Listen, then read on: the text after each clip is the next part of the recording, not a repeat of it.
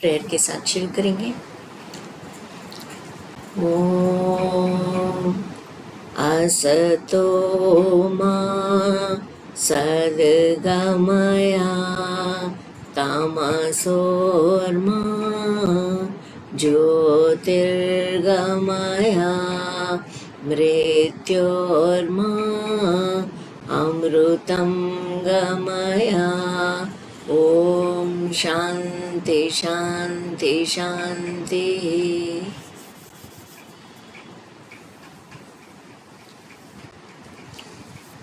तो है कल जो हम कथा देख रहे थे युद्ध कांड में, तो हमने देखा कि किस तरह से कुंभकर्ण को जब जगाया, अभी बस स्टार्ट ही कर रहे हैं। तो कुंभकर्ण को जगाने के बाद जो है कुंभकर्ण उन्हें समझा रहा है रावण को कि आपने गलत किया है और ये नहीं करना चाहिए था, लेकिन जो है वो युद्ध करने के लिए निकल भी चलता है। तो वही देखेंगे। मेरा पेज भूल हो गया। तो हम 170 जो है श्लोक तक करे थे, एक पहले से स्टार्ट करते हैं।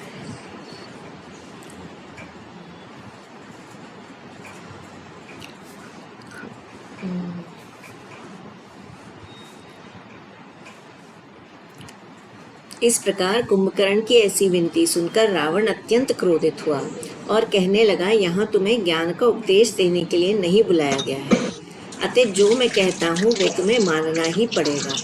तुम राम के सामने जाकर युद्ध करो, और यदि सोने की इच्छा है तो जाकर पलंग पर लेट सकते हो। रावण के इन शब्दों को सुनकर कुंभकर्ण समझ गया कि अत्यंत क्रोधित है। वे उठकर खड़ा हो गया और युद्ध के लिए चल पड़ा। वे दीवार लांघ कर जैसे ही लड़ने के लिए गया, वैसे ही वानर सेना उसे साक्षात काल समझकर भयभीत हो गई। तो यहीं तक कल पढ़े थे हम। युद्ध स्थल में आए हुए वीर वानरों को उसने अपने मुख में रखकर निगलना आरंभ कर दिया। उसी समय एक पर्वत उड़कर वहां आया। फिर भला उस विशाल पर्वत के सामने कौन व्यक्ति टिक सकता था? सभी वानर संकट में पड़ गए और भय के कारण वहां से दूर भाग गए। विभीषण अपने भाई रावण से भेंट करने वहां आया तथा 5 पांव पकड़कर विनती करने लगा, मैं आपका भाई विभीषण हूँ।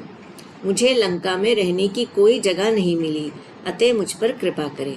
विभीषण ने रावण से जैसे ही ये कहा कि आप सीता को अपने महल में न रखें तथा श्री राम को परमेश्वर जानकर सीता को उन्हें सौंप दें, वैसे ही रावण ने उसे लात मारते हुए महल से निकल जाने की आज्ञा दी। रावण के द्वारा निकाल देने पर विभीषण श्री राम की शरण में गए तथा 4 मंत्रियों को अपने साथ भी ले लिया। साथ ही ये विनती भी की कि आज मैं श्री रघुनाथ के चरणों में रहकर अत्यंत प्रसन्न हूँ, क्योंकि प्रभु ने मेरे ऊपर महान कृपा की। विभीषण की ऐसी विनती सुनकर श्री रघुनाथ ने विभीषण को अपनी गोद में बैठा लिया और आशीर्वाद दिया, भाई तुम चिरंजीवी रहो। कुछ तो गड़बड़ नहीं लग रही?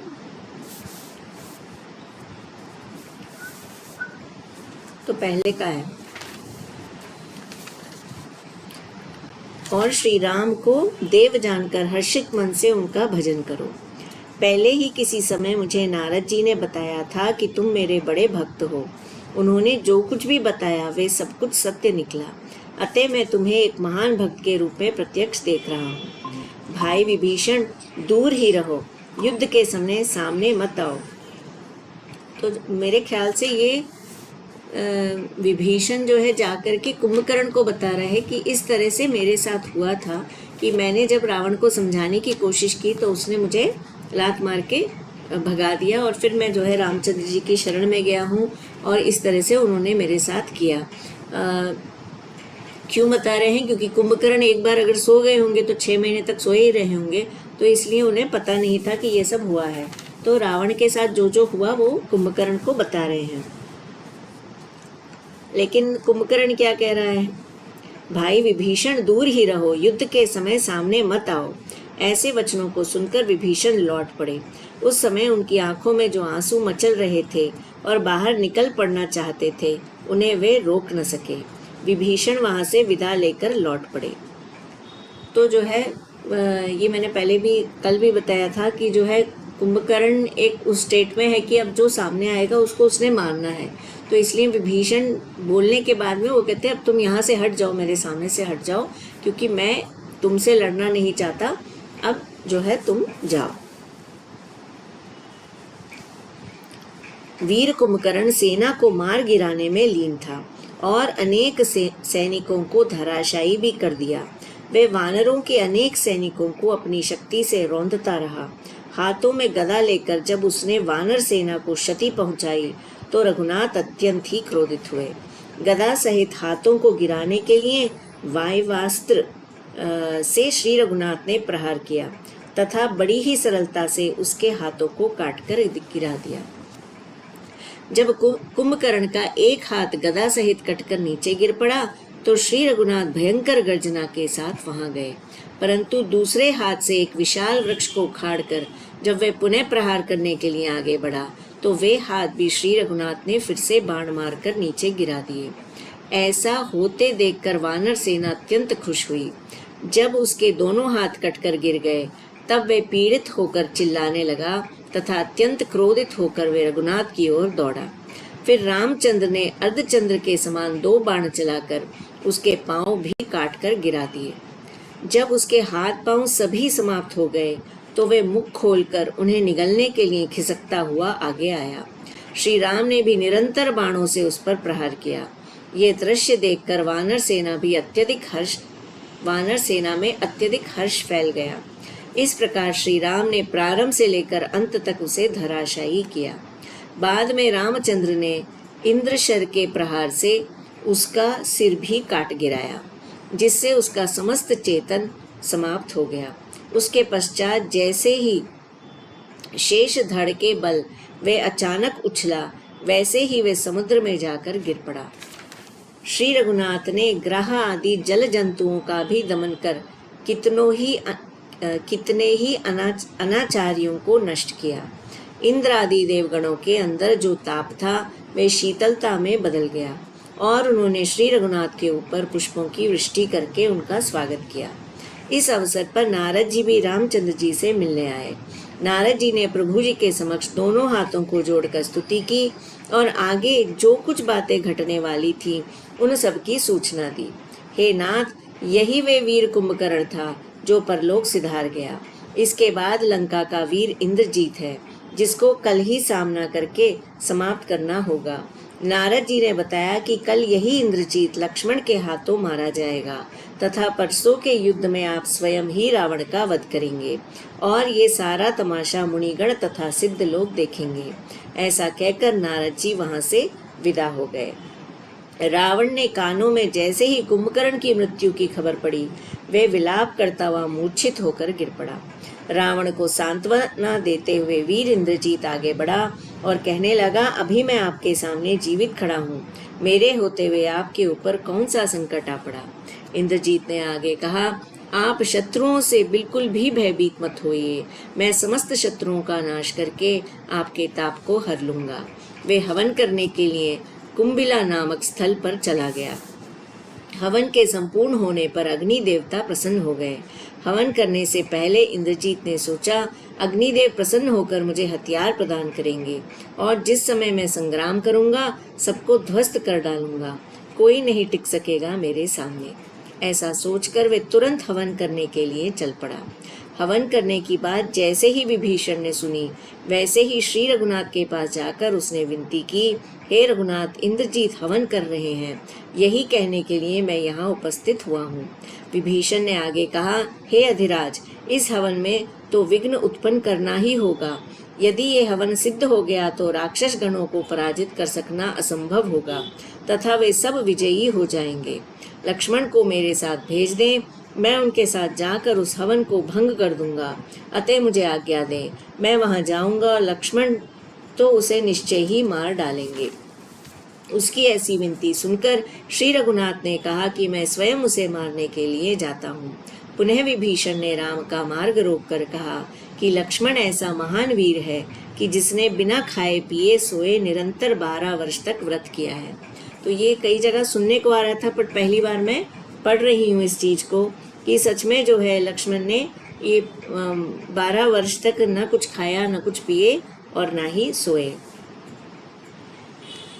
इंद्रजीत लक्ष्मण के हाथों मारा जाएगा, ऐसा वरदान है। इस कारण अब कोई भी अन्य व्यक्ति अग्रसर होकर उसे नहीं मार सकता। दिन रात न सोकर बिना खाए पिए सचेत होकर रहने वाले वे लक्ष्मण ही हैं जो उसे मार सकते हैं। अतः अब उन्हें लक्ष्मण को इंद्रजीत का वध करने की आज्ञा दें। हे रघुनाथ, आप ईश्वर हैं, ये आपके भाई हैं, अर्थात लक्ष्मण तो आपके ही शेष भाग अंश हैं और भूभार हरने के लिए ही आप दोनों ने मानव रूप में मृत्युलोक में जन्म लिया है और इस रूप का निर्माण भजन करने के लिए ही किया गया है। मैं ये जानता हूँ कि इन सब वीरों के बारे में जो कुछ भी कहा गया है वे सब सत्य कहा गया है। चलते समय भी बिना खाए और बिना सोए ही लक्ष्मण रहे हैं, लेकिन फिर भी मैं चुप ही रहा, क्योंकि मैं जानता था कि किसी न किसी समय ये भी काम आएगा। और उसी क्षण लक्ष्मण को राम की आज्ञा हुई कि हे भाई, कुछ सेना साथ लेकर तुरंत जाकर तुम इंद्रजीत का नाश करो। तुम्हारे पीछे विभीषण भी जाएगा। इन सब का रहस्य उद्घाटन यथा समय होगा। श्री रघुनाथ की ऐसी आज्ञा सुनते ही लक्ष्मण धनुष लेकर तैयार हो गए। तो ना तो सिर्फ यही कहा, विभीषण ने क्या समझाया रामचंद्र जी को कि कोई ऐसा व्यक्ति ही मार सकता है जिसने 12 वर्ष तक जो है न खाया हो, न पिया हो और न ही उसने सोया हो। तो लक्ष्मण तो 14 से थोड़े कम होंगे इस वक्त, तो 13 वर्ष से तो न खाए पिए और न सोए, क्योंकि वो भगवान की रक्षा में ही रहते थे। कहीं मैंने सुना था कि जब रामचंद्र जी को पता चला तो उन्हें बड़ा आश्चर्य हुआ। उन्होंने कहा, लक्ष्मण, जितने भी तुम फल फूल लेकर के आते थे मैं उसके 3 भाग करता था और 2 मेरे और सीता के लिए रख के तुम्हें तीसरा भाग दे देता था, तो तुम क्यों नहीं खाए? तो लक्ष्मण कहते हैं कि जो है आप मुझे दे देते थे, ये लो लक्ष्मण, लेकिन आपने कभी ये नहीं कहा कि लक्ष्मण खा लो। तो जब तक आपकी आज्ञा नहीं हुई तो मैं कैसे खा सकता था? तो यहाँ पर बस हमें इतना बताया है कि उन्होंने खाया पिया भी नहीं और 12 वर्ष से सोए भी नहीं। और दूसरी चीज ये बताए कि विभीषण भी साथ में जाएंगे। क्यों जाएंगे, इसका रहस्य उद्घाटन, यानी कि ये जो रहस्य है उसको हमें जब ही भेद खोला जाएगा कि विभीषण की क्या जरूरत है। श्री रघुनाथ की ऐसी आज्ञा सुनते ही लक्ष्मण धनुष लेकर तैयार हो गए तथा श्री राम के चरणों में पड़कर कुछ विनती कर बोले कि मेरा बाण अब वीर इंद्रजीत का प्राणांत करके पाताल भोगवती में जाकर निर्मल जल में स्नान करेगा। चारों ओर परिक्रमा करके लक्ष्मण श्री राम के चरणों में पड़े, फिर विदा लेकर रघुनाथ की आज्ञा अनुसार तुरंत मुहूर्त निकाला। फौज के साथ जामवंत, हनुमान, अंगद आदि भी गए और वहां पहुंचकर वीर इंद्रजीत की फौज को निहारने लगे। आज्ञा पाकर लक्ष्मण शीघ्र ही वहां पहुंचे और तुरंत जब धनुष बाण खींच आगे बढ़े तो विभीषण ने विनती की, हे लक्ष्मण, आगे जो काला दल दिख रहा है वे सब इस फौज के वीर हैं। इनके सिरों के टुकड़े टुकड़े कर डालिए और इनको धराशायी करने की कृपा करें। यदि आप इसी समय शीघ्रता से प्रहार नहीं करेंगे तो वे हवन सिद्ध कर लेगा और यदि हवन सिद्ध हो गया तो फिर इस पर विजय पाना असंभव हो जाएगा। उस सेना को यदि आप धराशायी कर दें तो वीर इंद्रजीत अपनी सेना को धराशायी होते जानकर हवन को त्याग देगा और युद्ध करने के लिए पहुंच जाएगा। विभीषण की ऐसी युक्तिपूर्ण विनती लक्ष्मण ने सुनी और उसी समय विपक्षी सेनाओं पर बाण वर्षा आरंभ कर दी। जैसे ही वानरों ने वृक्ष तथा पर्वत शिलाओं से उन सेनाओं पर प्रहार किया, राक्षसी सेना भी आगे बढ़ी और उनसे युद्ध आरंभ कर दिया। इंद्रजीत को जैसे ही लक्ष्मण द्वारा चलाए गए बाणों तथा अनेक प्रकार से सैनिकों के मारे जाने की सूचना मिली, वे अत्यधिक क्रोधित होकर हवन को त्याग कर लड़ने के लिए आ पहुंचा। वे एक उत्तम रथ पर सवार तथा हाथ में धनुष लिए हुए अग्रसर हुआ और लक्ष्मण से कहने लगा, अरे मेरे सम्मुख आकर अपनी मृत्यु को क्यों आमंत्रित करने लगे हो? वहीं निकट से विभीषण भी आ गया, अतः उसे भी तुम कल के अधम शत्रु हो आदि कहकर कटु वचनों से प्रहार करने लगा। इतना कहकर क्रोधित मन से वे रथ पर सवार हो गया।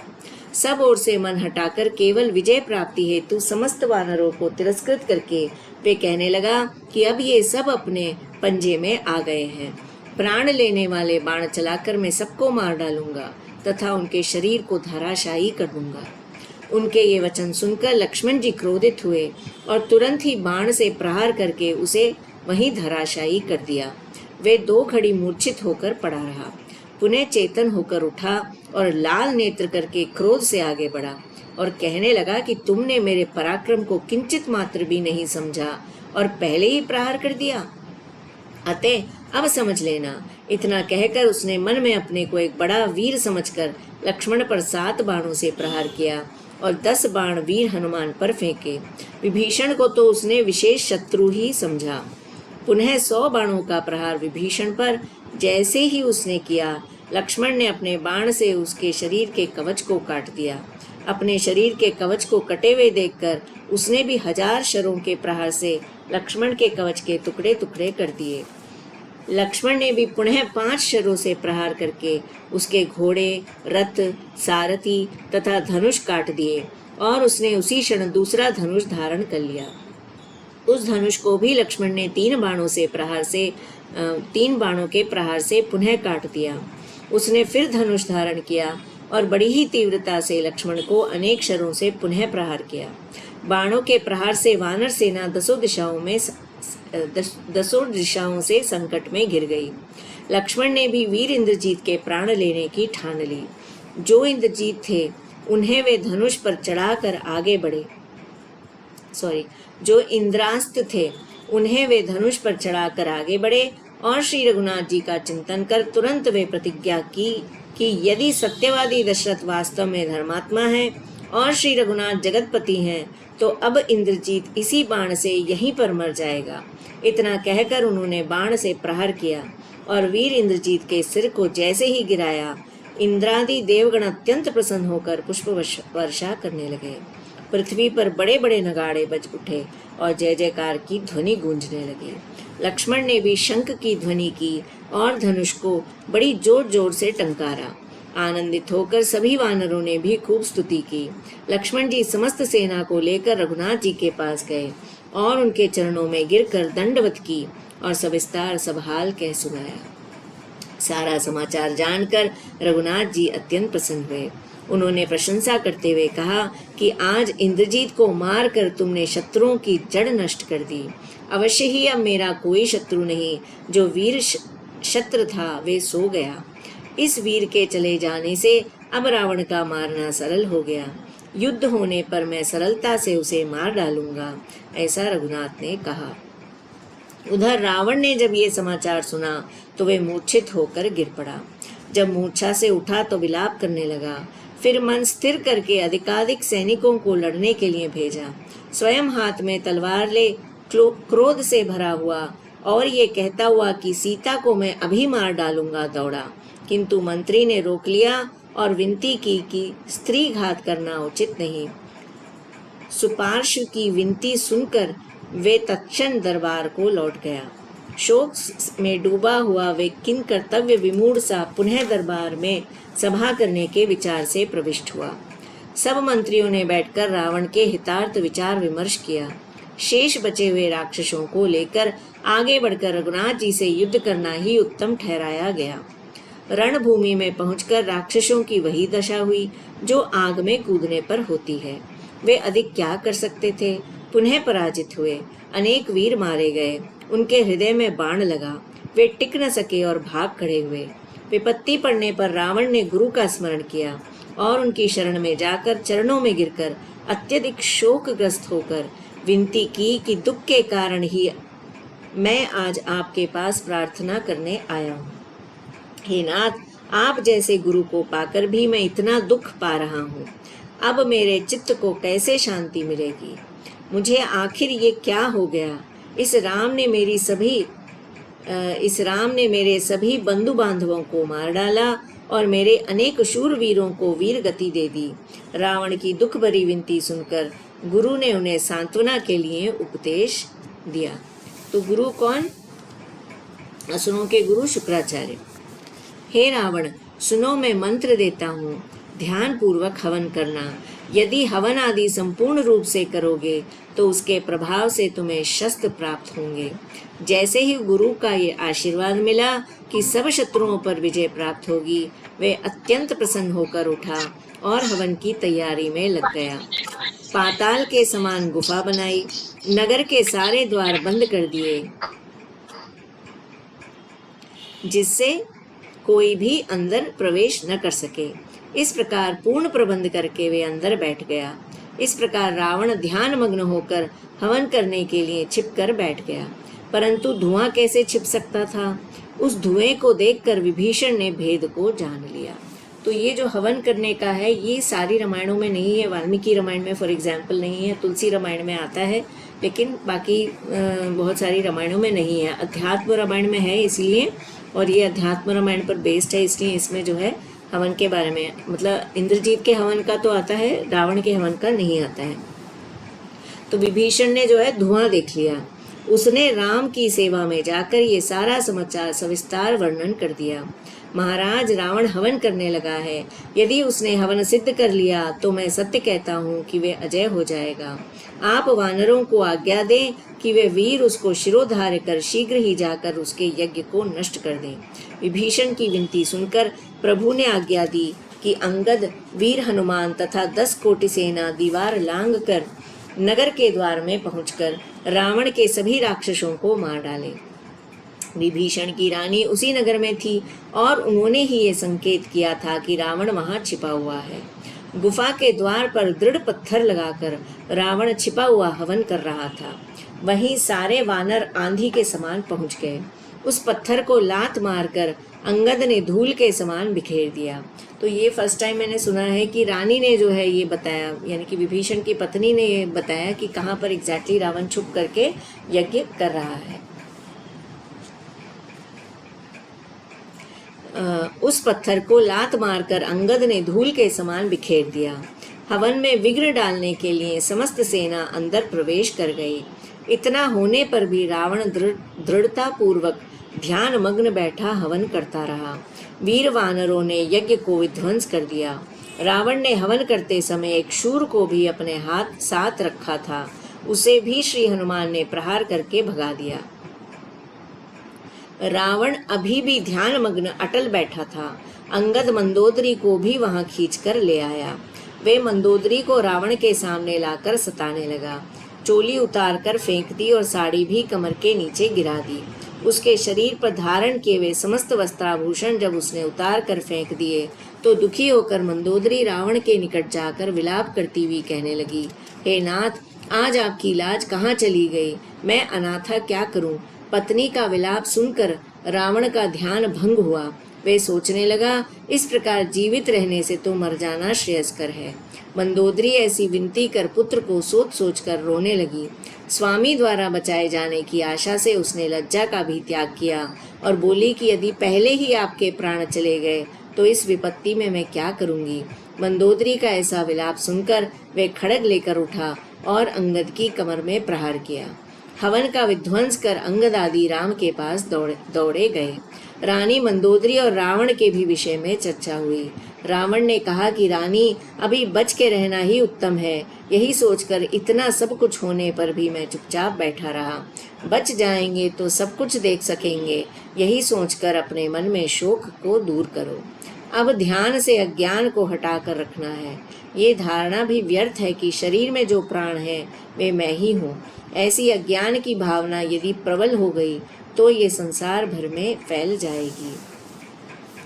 तो जो है यहाँ पर थोड़ा सा अध्यात्म रामायण में अलग आता है। तो उसमें ये है कि वो ये कहती है कि एक तरफ तुम ऐसे पति हो जो तुम्हारे सामने तुम्हारी पत्नी के साथ बुरा सलूक किया जा रहा है और तुम जो है उठ करके रक्षा नहीं कर रहे हो, और एक वो पति है रामचंद्र जी जो अपनी पत्नी के लिए जो है इतनी सारी सेना ला करके युद्ध करने के लिए लगे हुए हैं। तो इस तरह से वो धिक्कारती हैं। तब रावण जो है उठ करके उसकी रक्षा करते हैं।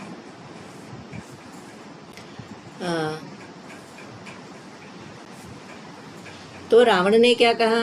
रावण जो है मंदोदरी को बाद में समझा रहा है कि अभी बच के रहना ही उत्तम है। यही सोचकर इतना सब कुछ होने पर भी मैं चुपचाप बैठा रहा। तो वो बता रहे हैं कि मैं क्यों जो है उठ करके मैंने तुम्हारी रक्षा नहीं की, क्योंकि इस वक्त मैं जो है बचकर ही रहना चाह रहा था, उनसे युद्ध नहीं करना चाह रहा। बच जाएंगे तो सब कुछ देख सकेंगे, यही सोचकर अपने मन में शोक को दूर करो। तो मेरा ये था कि अगर मैं ये यज्ञ खत्म कर लेता और मुझे पावर आ जाती तो मैं बच जाता, और बच जाते तो फिर बाद में तो सबको देख लेता मैं, फिर जो भी तुम्हारे साथ बुरा कर रहे हैं उनको मैं खत्म कर देता। लेकिन इसलिए मैं नहीं उठा।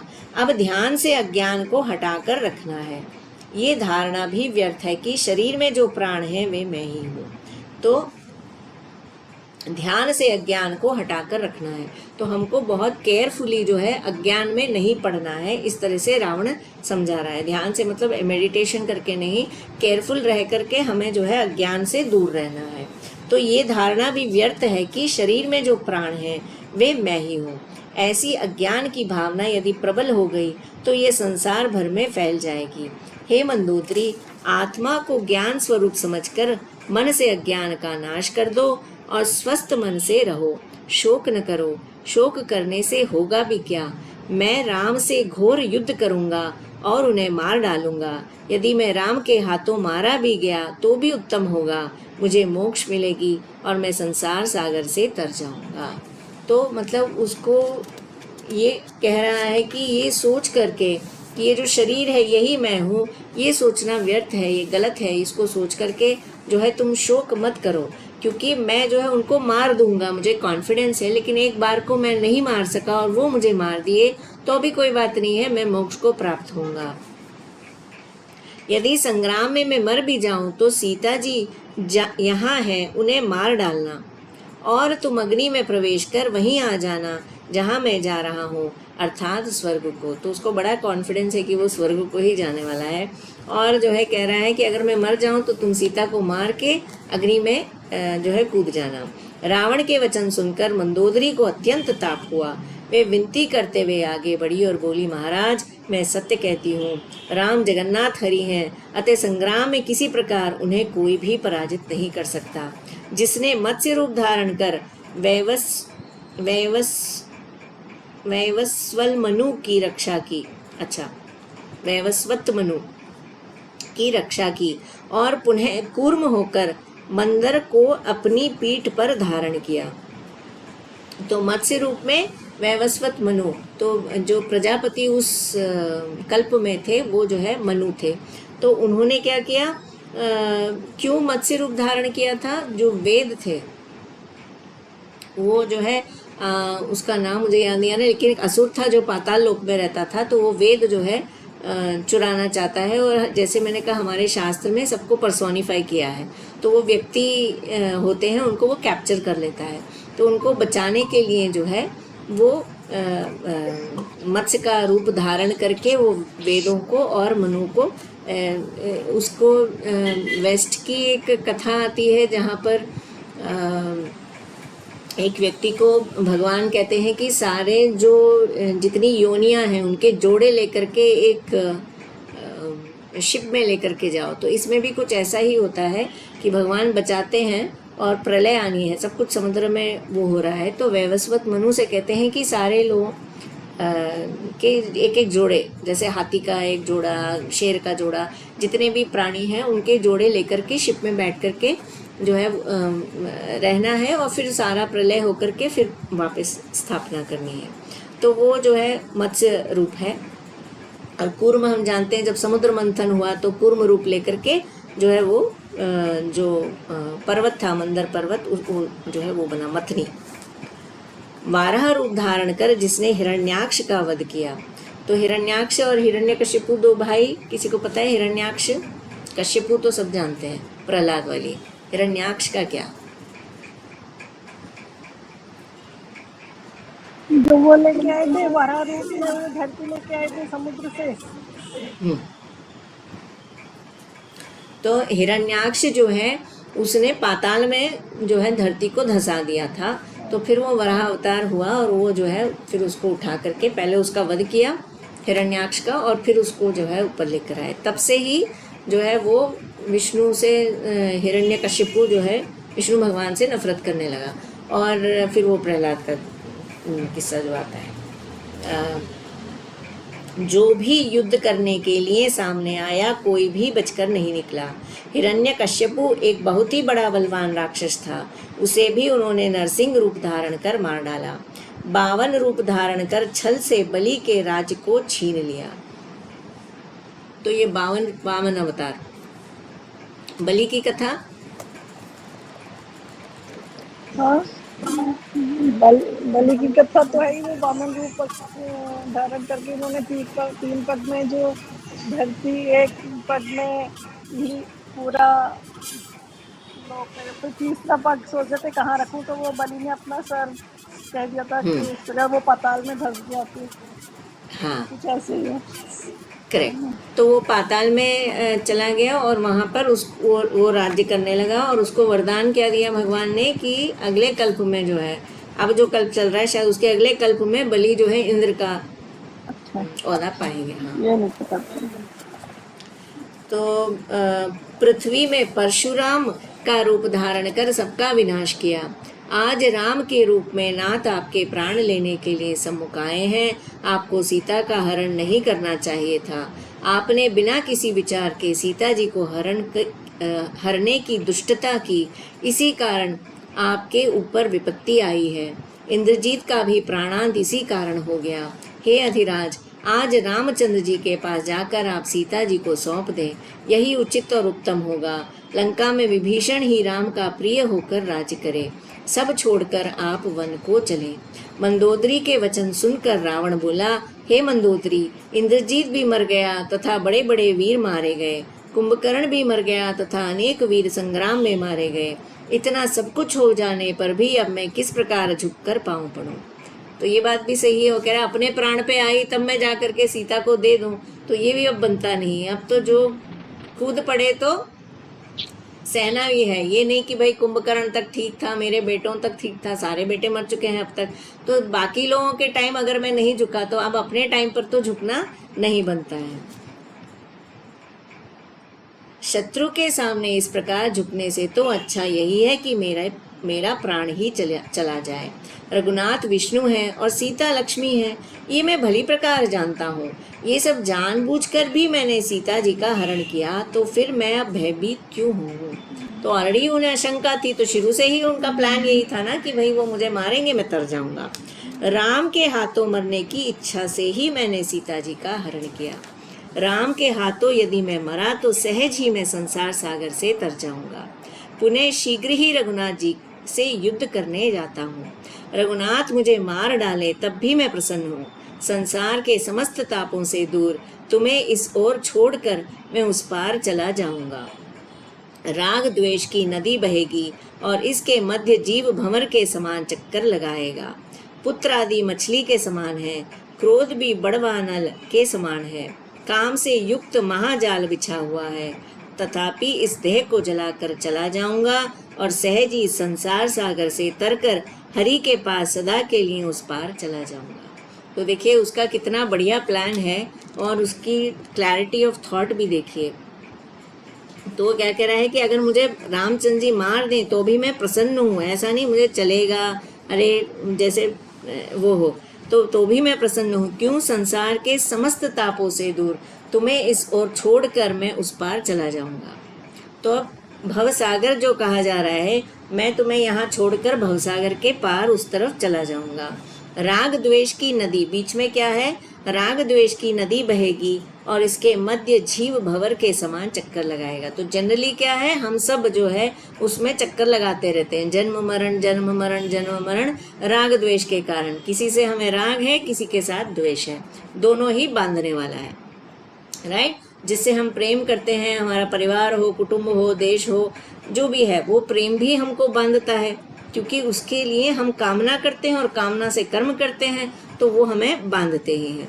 और जिसके साथ द्वेष है, तो द्वेष में हम क्रोध करते हैं, नफरत करते हैं, जो भी नेगेटिव वो होते हैं, उसके कारण हम जो कर्म करते हैं वो भी हमको बांधते ही हैं। तो इसलिए राग द्वेष के बीच की नदी है और उसमें जीव जो है चक्कर लगा रहा है। पुत्र आदि मछली के समान है, क्रोध भी बड़वानल के समान है, काम से युक्त महाजाल बिछा हुआ है, तथापि इस देह को जलाकर चला जाऊंगा और सहज ही संसार सागर से तरकर। तो अब जो है पुत्र आदि मछली के समान है। तो इस नदी में जो है, जो हमारे परिवार वाले हैं वो मछली के समान है, क्यों हमको अट्रैक्ट करते हैं, राइट। मछली पकड़ना हम चाहते हैं तो वो मछली हैं जो हमको जकड़े रहते हैं परिवार वाले, हम उस मोह को छोड़ नहीं पाते। दूसरा क्या कहा, क्रोध भी बड़वानल के समान है। तो क्रोध क्या है, अग्नि के समान। काम से युक्त महाजाल बिछा हुआ है, तो वो जाल बिछा हुआ है। क्या जाल है ये, हमको इस चक्कर में घुमाए रखने का जाल है, राइट।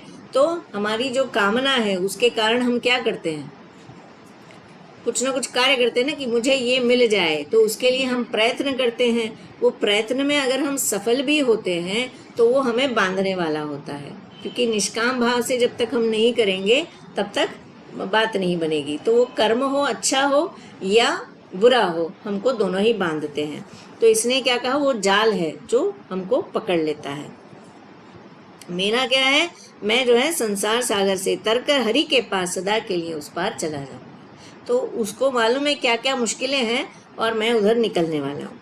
मंदोदरी से इतना कहकर उसने युद्ध के लिए कमर कसी और एक शक्तिशाली रथ मंगवाया और उस पर सवार होकर राम से लड़ने के लिए आया।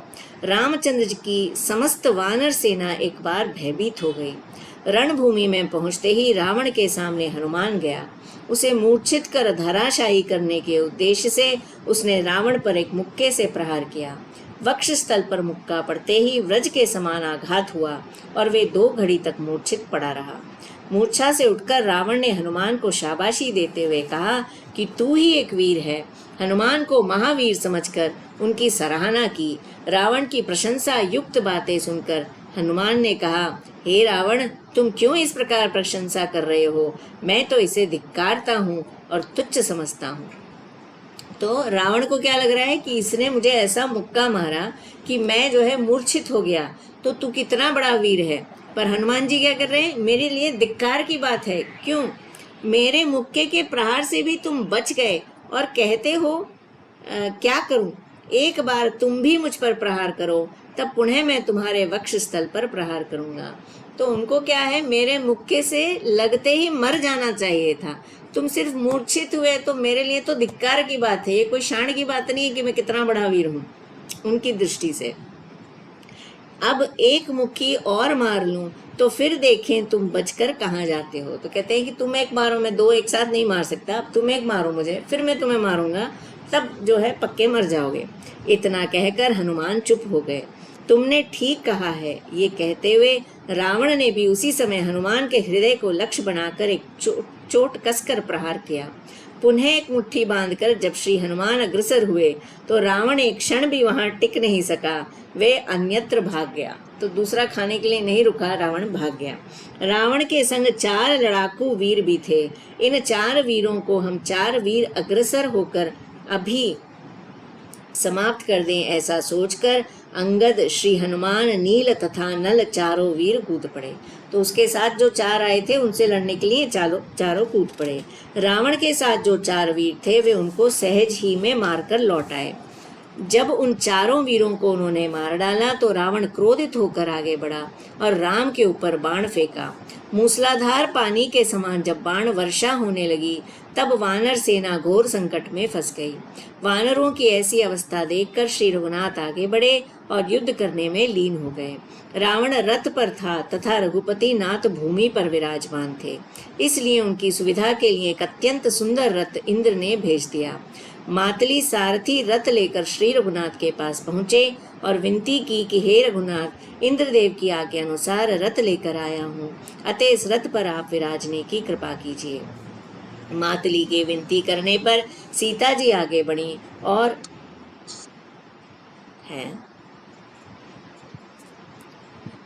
अरे ये थोड़ा सा ट्रांसलेशन में गड़बड़ है, ऊपर सीता नाथ लिखा है, यहाँ सीता जी कर दिया है। तो मातली की विनती करने पर सीतानाथ आगे बढ़े और रथ की परिक्रमा करके उस पर सवार हो गए। तत्पश्चात संग्राम और अधिक भयावह रूप धारण करने लगा तथा जिस बाण को रावण छोड़ता है उसे श्री रघुनाथ अपनी शक्ति से नष्ट कर डालते हैं। जब श्री रघुनाथ ने रावण के सारे अस्त्र शस्त्र काट डाले तो रावण ने राक्षस शस्त्र का उपयोग करना शुरू कर दिया। रावण जितने भी बाणों का प्रहार कर रहा था उसके सारे बाण सर्प रूप होकर धरती पर गिर पड़ते थे, परंतु जो बाण रघुनाथ ने छोड़ा था वे बाण गरुड़ रूप में नीचे आ गिरा। संपूर्ण सर्पों को पकड़कर गरुड़ ने टुकड़े टुकड़े कर डाला और श्री रामचंद्र जी पर बाणों की वर्षा की। श्री रघुनाथ को इससे धक्का तो लगा, पर उन्होंने आगे बढ़कर मातली पर बाण प्रहार किया। गलत पूरा हो गया थोड़ा सा ही पहले। हाँ,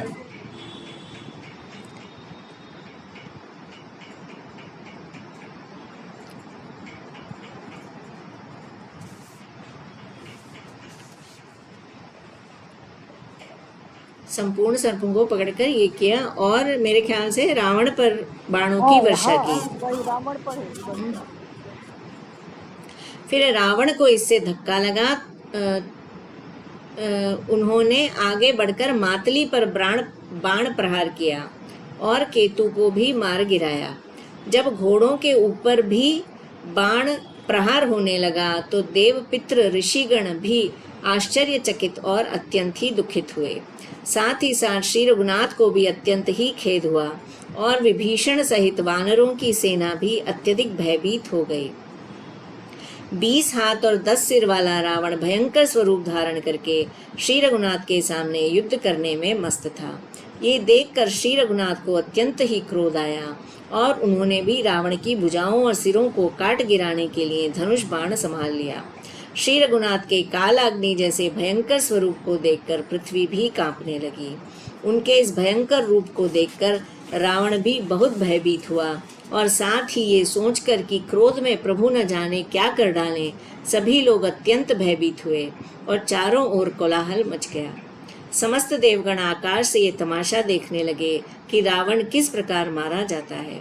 राम और रावण में परस्पर युद्ध छिड़ा हुआ था।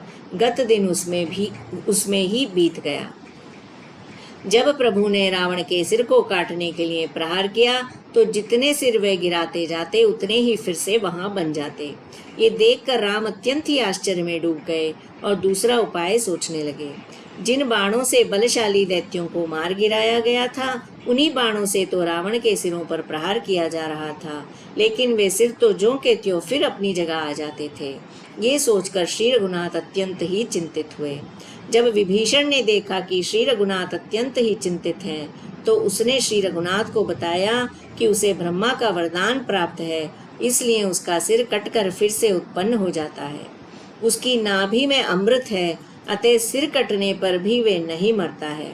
विभीषण ने श्री राम से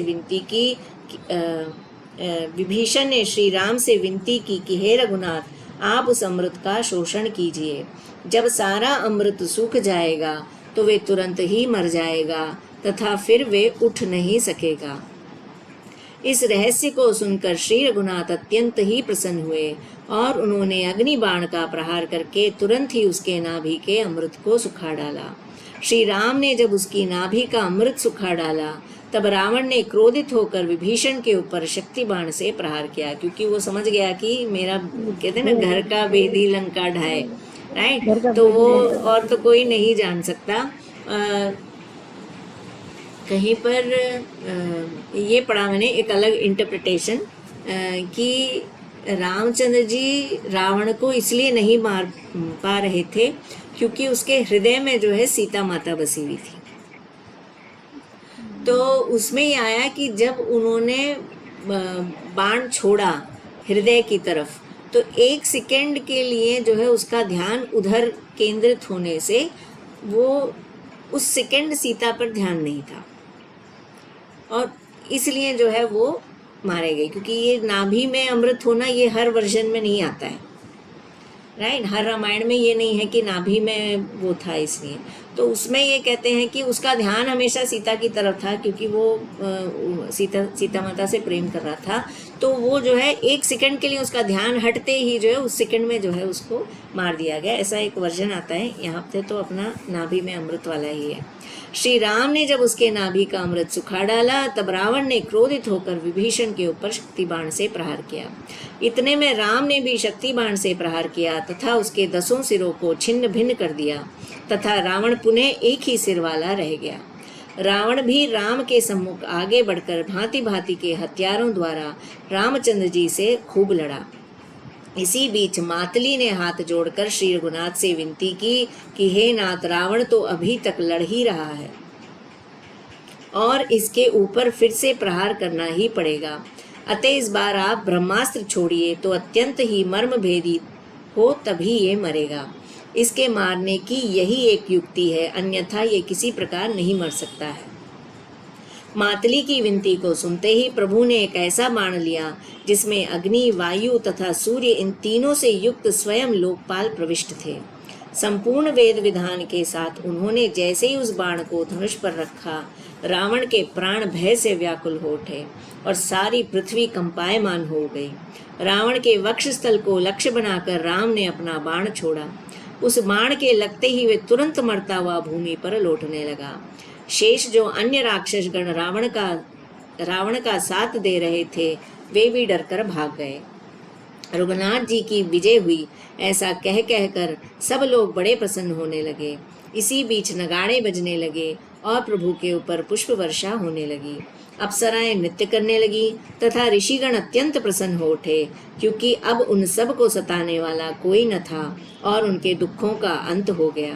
ब्रह्मास्त्र में प्रविष्ट सूर्य जो रावण के अंदर प्रविष्ट हो चुका था, वे अब रावण के शरीर को त्याग कर बाहर निकला और रामचंद्र जी में समा गया और रावण भी संसार सागर से मुक्त हो गया। ये सब देखकर विष्णु जी को बड़ा ही आश्चर्य हुआ, क्योंकि रावण तो महापापी था। अभी विष्णु जी को क्यों आश्चर्य होगा?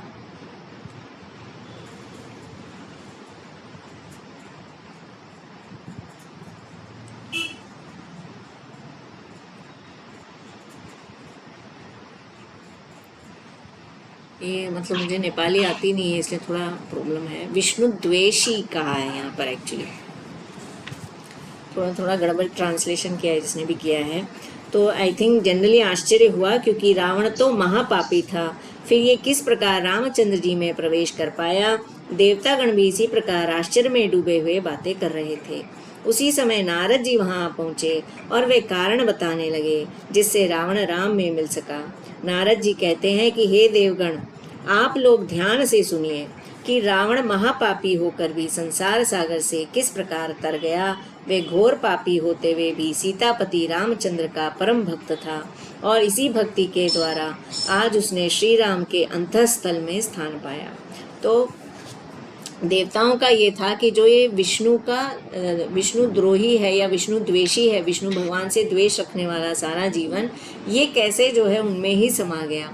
तो नारद जी बता रहे हैं कि वो रामचंद्र जी का परम भक्त था, इसलिए जो है उसने उनके अंतःस्थल में पाया जगह और संसार की बाधाओं से मुक्ति पाई है। श्री रामचंद्र जी का ध्यान करता है, जो श्री रामचंद्र जी का ध्यान करता है वह निश्चय ही संसार सागर से तर जाता है। तो इसलिए क्या होता है, जिसको हम चाहते हैं उसके बारे में कितना सोचते हैं, बहुत सारा सोचते हैं, लेकिन जिससे द्वेष होता है उसके बारे में कितना ज्यादा सोचते हैं, बहुत ज्यादा सोचते हैं, उसके बारे में डबल ही सोचते हैं। हाँ, वो मन में चलता रहता है, इसने मेरे साथ ऐसा किया, ये ऐसा है, ये ऐसा है, ये ऐसा है। जो अच्छा है, जो प्यारा है, उसका सामने है तब सोचते हैं बहुत अच्छा है, लेकिन जिससे द्वेष होता है दिमाग में चलता ही रहता है, उसी के बारे में जानो। करेक्ट। तो इसलिए कहा कि श्री रामचंद्र जी का ध्यान करता है, सब समय वही दिमाग में चलता रहता है। हाँ, तो क्योंकि जब से वो लेकर के आया उसके दिमाग में रामचंद्र जी के सिवा और कुछ चलता ही नहीं, चाहे वो भय रूप में हो, चाहे वो द्वेष रूप में हो, कैसे भी हो, वो सोचता वही रहता था। तो इस कारण से जो है वो भक्त जितना ना सोचे उतना द्वेषी सोच लेता है। राइट। तो इसलिए जो है वो कहा धनुष बाण धारण करके रावण को मार गिराना, ये सब एक प्रकार से राम की लीला है। अपने शरीर पर धनुष बाण धारण करके चारों तरफ घूमना, ये सब एक नाटक मात्र है। श्री रामचंद्र जी मनुष्य नहीं बल्कि साक्षात जगन्नाथ हैं, जिनका तेज करोड़ों सूर्य के तेज के समान है। हे प्रभु, मैं भी तुम्हारा ध्यान करता हूँ और हमारे सब पापों को नाश करके सारे कष्टों से मुक्ति दिलावे। सुग्रीव और विभीषण आदि की सहायता से श्री राम ने रावण को मारकर भूमि का भार हल्का किया। अतः लक्ष्मण, अंगद, जाम्बवंत और हनुमान इत्यादि जो जो वीर थे, उन सब को प्रभु जी ने आज्ञा दी कि अब तुम लोग अपना कीर्तिमय जीवन भोगो। तो जो है यहाँ पर भगवान जो है जो भी जिन्होंने उनकी सहायता की है उनके लिए जो है आशीर्वाद दिया कि तुमने मेरी मदद की, जो मैं कार्य करने आया, अब तुम्हारा जीवन जो है कीर्तिमय होगा। यानी कि जगत में सब लोग जानते हैं, कौन नहीं जानता है इन नामों को, चाहे वो सुग्रीव हो, चाहे विभीषण हो, चाहे अंगद हो, चाहे हनुमान जी हो, तो कीर्तिमय जीवन भोगो। यद्यपि रावण श्री राम की कृपा से ही मरा था, फिर भी राम रावण युद्ध की सफलता का श्रेय उन्हीं लोगों को रहेगा और तीनों लोक में ही उन्हीं लोगों की कीर्ति फैलेगी। रावण की मृत्यु के पश्चात उनकी सब रानियां घोर विलाप करने लगीं। उस भूमि पर जहाँ विभीषण लड़ा था, अब वहाँ बैठकर वे बड़े भाई के मरने पर खूब ही फूट फूट कर रो रहा था। ये सब देखकर प्रभु जी ने लक्ष्मण को आज्ञा दी कि वे दुखी परिवार को सांत्वना दें। तो यहाँ पर हमने देखा जब बाली को मारा था रामचंद्र जी ने, तो सुग्रीव जो है उसने दुख नहीं प्रकट किया था, लेकिन विभीषण जो है भले ही उसने मदद की मारने के लिए, फिर भी कहीं ना कहीं भाई से प्रेम था उसका और इसलिए वो जो है रो रहा है। लक्ष्मण विभीषण से कहते हैं, तुम सब दुख में ही डूबे हुए हो, समस्त रानियां शोक में डूबी हुई विलाप कर रही हैं और तुम भी उनके साथ केवल रो रहे हो और अपने कर्तव्य का कुछ भी ख्याल नहीं करते। उठो और मन में शांति धारण करके विलाप करना छोड़ो तथा भाई का क्रियाकर्म यथोचित रूप से संपन्न करो। लक्ष्मण जी विभीषण से कहते हैं कि पिछले जन्म में रावण तुम्हारा कौन था, कौन जानता है, पर इस जन्म में तो वे तुम्हारा बड़ा भाई हुआ। अब पुनः वह तुम्हें छोड़कर कहाँ चला गया, कुछ पता नहीं। तो ये जो है हम सबके लिए भी ये ज्ञान है कि किस रूप में हम इस जन्म में किसी के साथ हैं, अगले जन्म में क्या रिश्ता लेकर के आएंगे, क्या दोस्ती का लेके आएंगे, क्या दुश्मनी का लेके आएंगे, कौन परिवार वाला बन जाएगा, कौन पड़ोसी बन जाएगा, कौन इस तरह से ऑनलाइन मिल करके जो है क्लास करेगा, हम नहीं जान सकते। तो ये रिश्ते जो है बदलते रहते हैं, वही आत्माएं एक दूसरे से जो है इंटरैक्ट करती हैं अलग अलग रिश्तों में। जैसे हमारा लेन देन होगा उस हिसाब से जो है हम रिश्ते में बंधते हैं, राइट। जिस प्रकार बालू गंगा जी में जन्म लेती है और एक जगह से दूसरी जगह बहती रहती है, उसी प्रकार मानव जीवन और आत्मा भी ऐसे ही है। बालू यानी कि मिट्टी, तो जो गंगा जी में जो मिट्टी है, रेत है, वो जो है कहाँ से शुरू होती है और पानी के साथ बहती बहती कहाँ चली जाती है। तो कह रहे हैं कि जो मानव जीवन है, आत्मा है, वो भी वैसे ही कहाँ कहाँ को जाती रहती है। शरीर छूटते रहते हैं और आत्मा चलती रहती है। किसी के जीवन का कोई ठीक नहीं, अर्थात जीवन अमर नहीं है।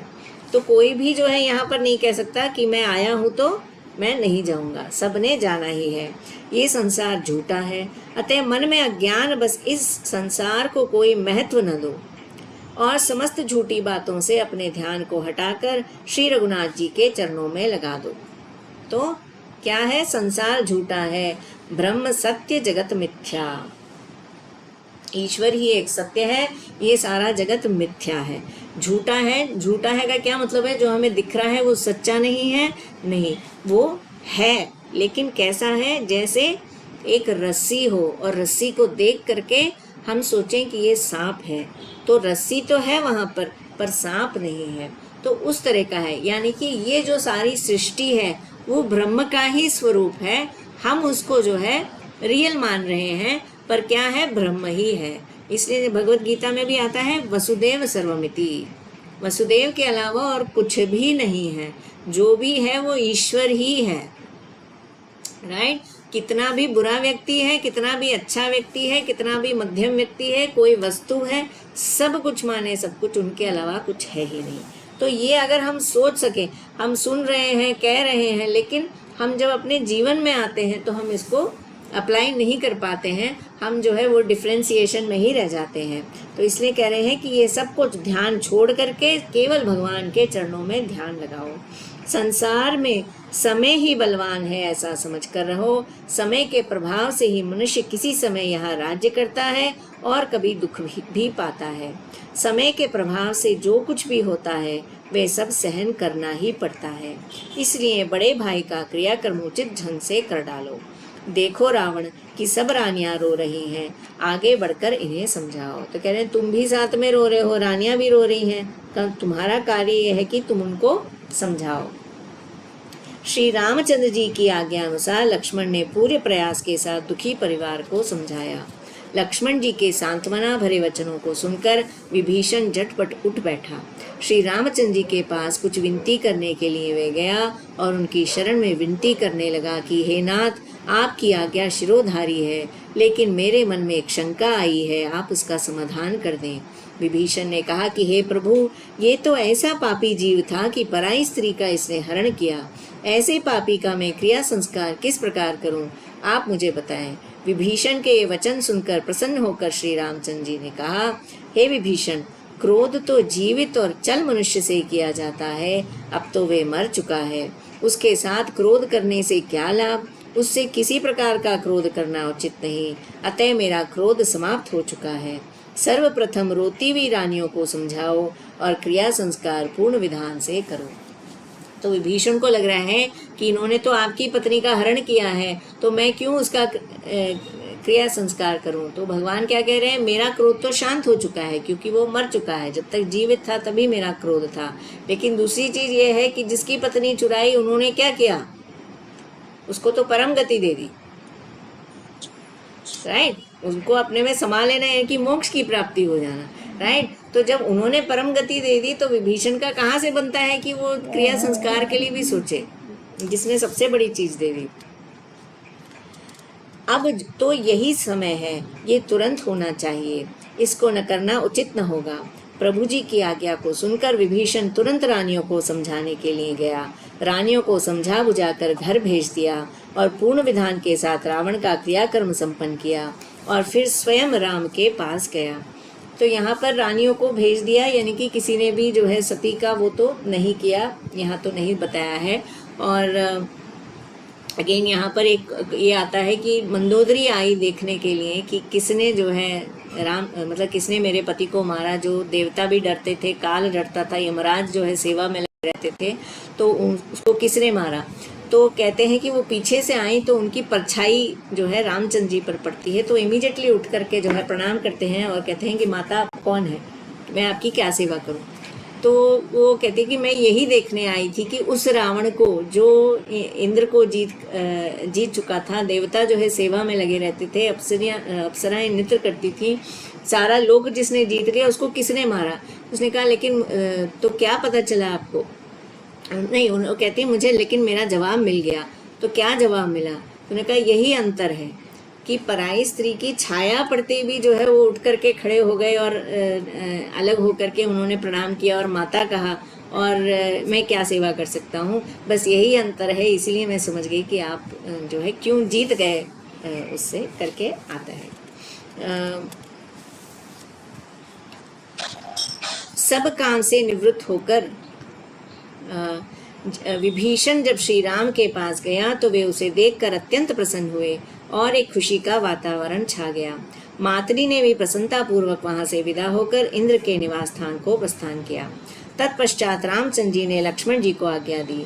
हथेली में सामग्री रखकर प्रभु जी ने कहा कि लो विभीषण, अब तुमको भी अभिषेक करते हैं। लक्ष्मण ने भी हथेली में सब सामग्री रखकर विभीषण का अभिषेक किया। पुनः हथेली में सामान रखकर साथ ही साथ वे रामचंद्र जी के पास गए और उनके सम्मुख लक्ष्मण ने विनती की। श्री रघुनाथ जी इस अवसर पर हार्दिक प्रसन्न हुए और बोले कि अब प्रतिज्ञा पूरी हुई। सुग्रीव से भी यही कहा कि ये सब तुम्हारी ही कृपा है। तत्पश्चात हनुमान को आज्ञा दी कि हे हनुमान, विभीषण की सलाह लेकर सीता के पास जाओ और ये सब शुभ समाचार सुनाओ, जिसे सुनकर वे बहुत प्रसन्न होगी। सीता जी जो कुछ भी पूछें वे सब विस्तार पूर्वक कहना और शीघ्र ही वापस आना। ऐसी आज्ञा पाकर विभीषण से परामर्श लेकर हनुमान सीता की ओर गए।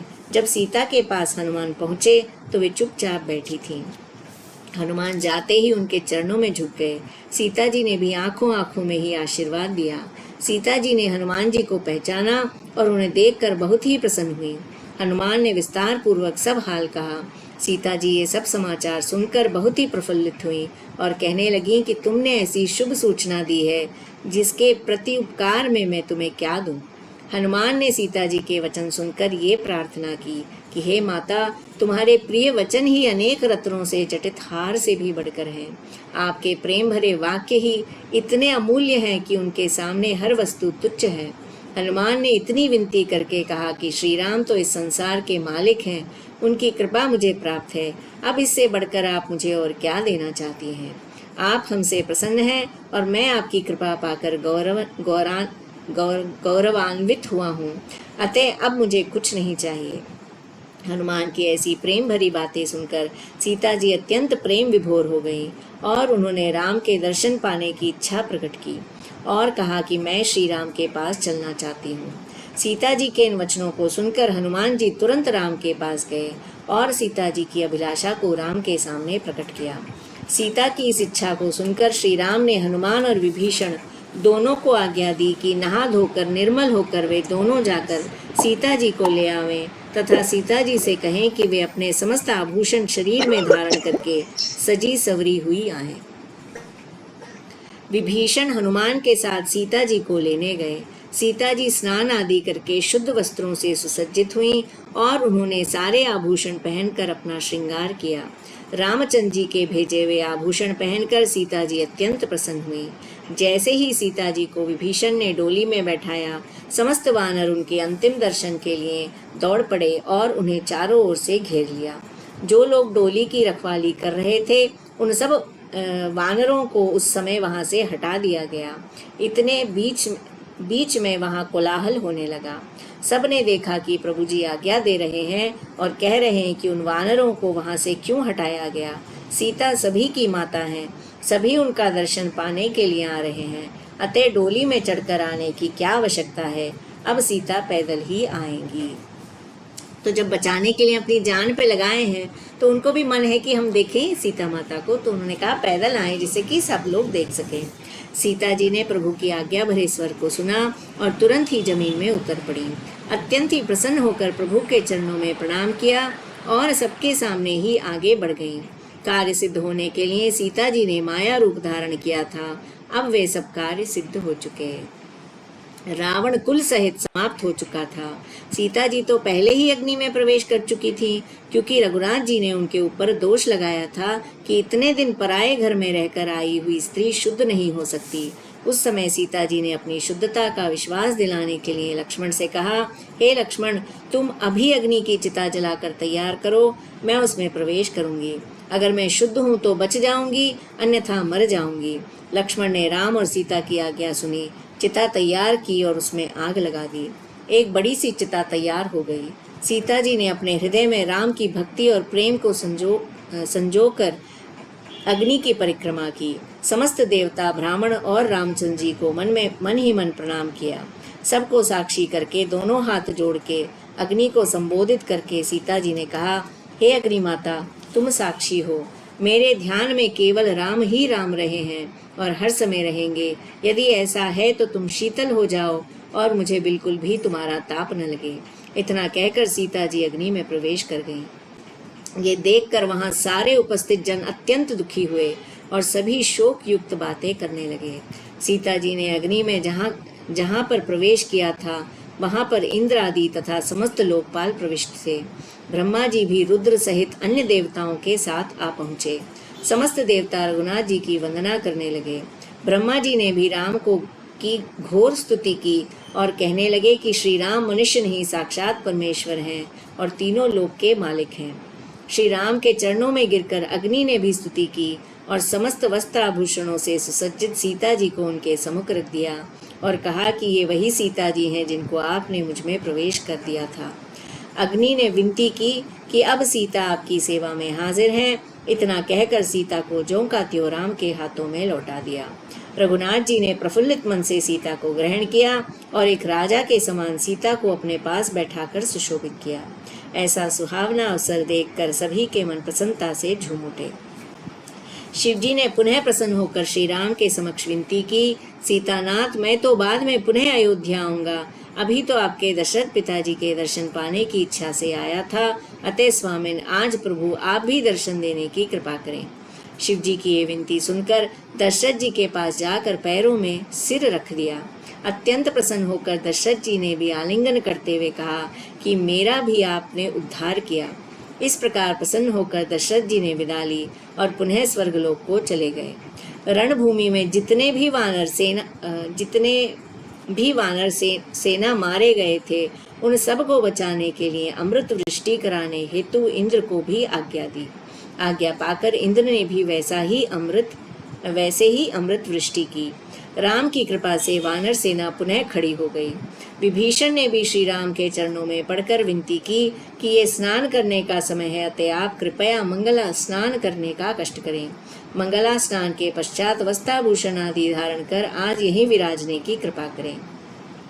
हे करुणा निधान, मैं सेवक हूँ, श्रीमान की कृपा दृष्टि मुझ पर रहे। विनती सुनकर कहने लगे, है तो ठीक ही, परंतु क्या करूं, घर में भाई भरत मेरे ही समान जटाजूट होकर बैठा है, इसलिए भाई को अलग रखकर आज मैं यहाँ किस रीति से स्नान करूं। सुग्रीव वीर आदि यहाँ हैं, इन्हें तुम आश्रय दो। ऐसी आज्ञा होने पर विभीषण जी ने रत्न आदि की वृष्टि की। जो जिस प्रकार की वस्तु आदि चाहते थे वही वस्तु देकर सब सेनाओं का ताप हरण किया। अति कृपा कर राम ने सब सेनाओं को विदा भी दे दी। वानर सेना भी अत्यंत आनंदित हो मुक्त हो गई। सब कार्य सिद्ध हो चुका है, अब यहाँ क्यों रहूं, अयोध्या ही चला जाता हूँ। ऐसा सोचकर सीता और लक्ष्मण को साथ लेकर श्री राम विमान में चढ़े। सुग्रीव, अंगद जी तथा विभीषण सब राम ही के पास थे। उन्हें भी जाकर राज करने को कहते हुए प्रभु ने विदा दी। उन सब ने भी अयोध्या ही जाने के लिए विनती की। सभी के इस आग्रह को देखकर श्री रामनाथ अत्यंत प्रसन्न हुए।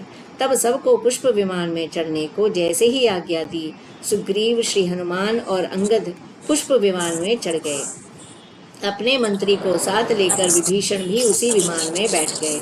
सुग्रीव की संपूर्ण सेना भी आज्ञा अनुसार वहीं बैठ गई। सीतानाथ आदि सब वहां बैठे रहने से अधिक शोभायमान हो रहा था और उस शोभा से वीर वानरों का मन और हर्षित होता था। सेना सहित सबको विमान में चढ़ाकर जब प्रभु ने चलने के लिए आज्ञा दी, विमान आकाश मार्ग से जाने लगा। श्री रघुनाथ जी के विराजमान होने से विमान की शोभा और भी बढ़ गई। आज्ञा पाकर पुष्प विमान आकाश के मध्य से उड़ने लगा। तब श्री रामचंद्र जी को पृथ्वी की समस्त घटनाओं का स्मरण होने लगा। जहाँ जहाँ जो जो कार्य हुआ था इस स्थान पर किया गया था, कहते हुए प्रसन्न होकर प्रभु सीता को दिखाने लगे। ये लंकापुरी है, अत्यंत अगम बल पूर्वक यहाँ कौन प्रवेश कर सकता है। वे भूमि रणभूमि है जहाँ अनेक बड़े बड़े वीर योद्धा मारे गए। वहीं पर भीषण युद्ध करके रावण और कुंभकर्ण भी मारे गए। वहीं लक्ष्मण ने अग्रसर होकर इंद्रजीत को भी परास्त किया था। सागर पार करने के लिए दृढ़ पुल का निर्माण किया, जिसके ऊपर से सारी सेना पार उतरी थी। किनारे पर शिवजी की स्थापना करके रामेश्वर नाम रखा। उसी जगह पर 4 मंत्रियों सहित विभीषण आकर प्रभु के शरण में पड़ा था।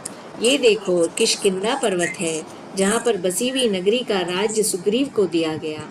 सीता जी के साथ इतनी बात करके तारा को बुलाने के लिए सुग्रीव को आज्ञा हुई। उनकी आज्ञा अनुसार तारा को बुलाया गया। तारा भी रानियों सहित जैसे ही विमान में चढ़ने जा रही थी, उसी समय सीता जी को वे स्थान दृष्टिगत हुआ जहाँ बाली धराशायी हुआ था। सीते देखो, आगे पंचवटी को देखो, वे स्थान जहाँ अत्यंत बलिष्ठ राक्षस गण मारे गए थे। वे आश्रम अगस्त्य ऋषि का है, जिन्होंने बड़ी सहायता की थी। उसी के आगे सुतीक्षण का आश्रम है, जिन्हें चित्रकूट पर्वत कहते हैं, जहाँ पर भरत जी हम लोगों के से भेंट करने आए थे। यमुना नदी के किनारे जो आश्रम है वे भरद्वाज मुनि का है।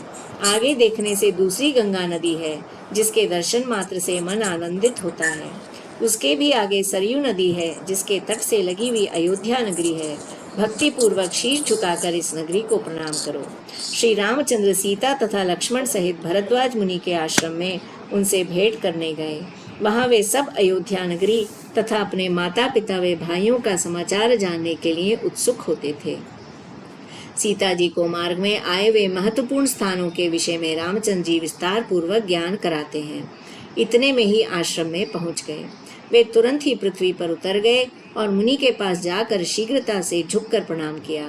तत्पश्चात हाथ जोड़कर सबकी कुशलता पूछते हैं।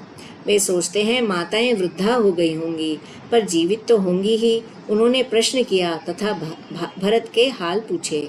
इस पर भरद्वाज जी कहते हैं कि भरत मानवों में सर्वोपरि हैं। वे राज्य कार्य संचालन करते हुए भी एक व्रती के रूप में रह रहे हैं और चिंतन मनन में ही 14 वर्ष पूरे कर रहे हैं। अर्थात वे राज्य सुखों के बीच रहकर भी उनके भोग से उदासीन हैं। शेष सबकी कुशलता के बीच केवल भरत के ऊपर ही विपत्तियां छाई हुई हैं। श्रीमान से दूर रहकर भरत उपवास में रह रहे हैं। तो कहीं ना कहीं ये हमारे भी लेसन है, क्योंकि बहुत सारे लोग सोचते हैं कि जो साधु संत होते हैं, जो वैरागी होते हैं, वो तो संसार से अलग रह रहे हैं, तो इसलिए जो है उनके लिए आसान है वैराग्य होना, प्रभु की भक्ति करना। बट भरत जी ने हम सबको सिखाया है कि कैसे वो तो राज्य कर सकते थे, संभालते हुए भी राजा की तरह रह सकते थे, तो वहाँ रहते हुए भी उन्होंने संन्यास का ही पालन किया है।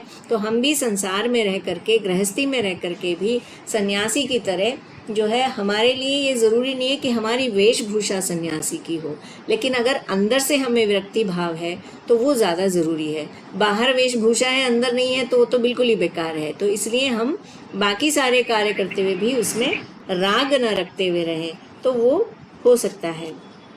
वे केवल फलाहार पर ही जीवन निर्वाह कर रहे हैं।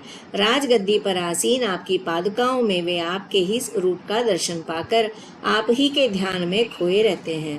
तो वैसा ही भाव रख करके कि जैसे मान लीजिए उनकी पादुका रखी है और हम जो है उसको चला रहे हैं, जिम्मेदारी जो है भगवान की है, कार्य जो है भगवान का है, ऐसा भाव रख के हम अपना जीवन जी सकते हैं। सिर पर जटाजूट धारण कर लिया है और आपके ही चरणों में अपने प्राण अर्पित किए हुए हैं।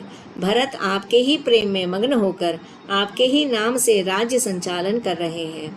श्री भरद्वाज कहते हैं कि 14 वर्ष वन में भ्रमण करके जो परोपकारी कार्य आपने किए हैं वे भी मैं भली भांति जानता हूँ।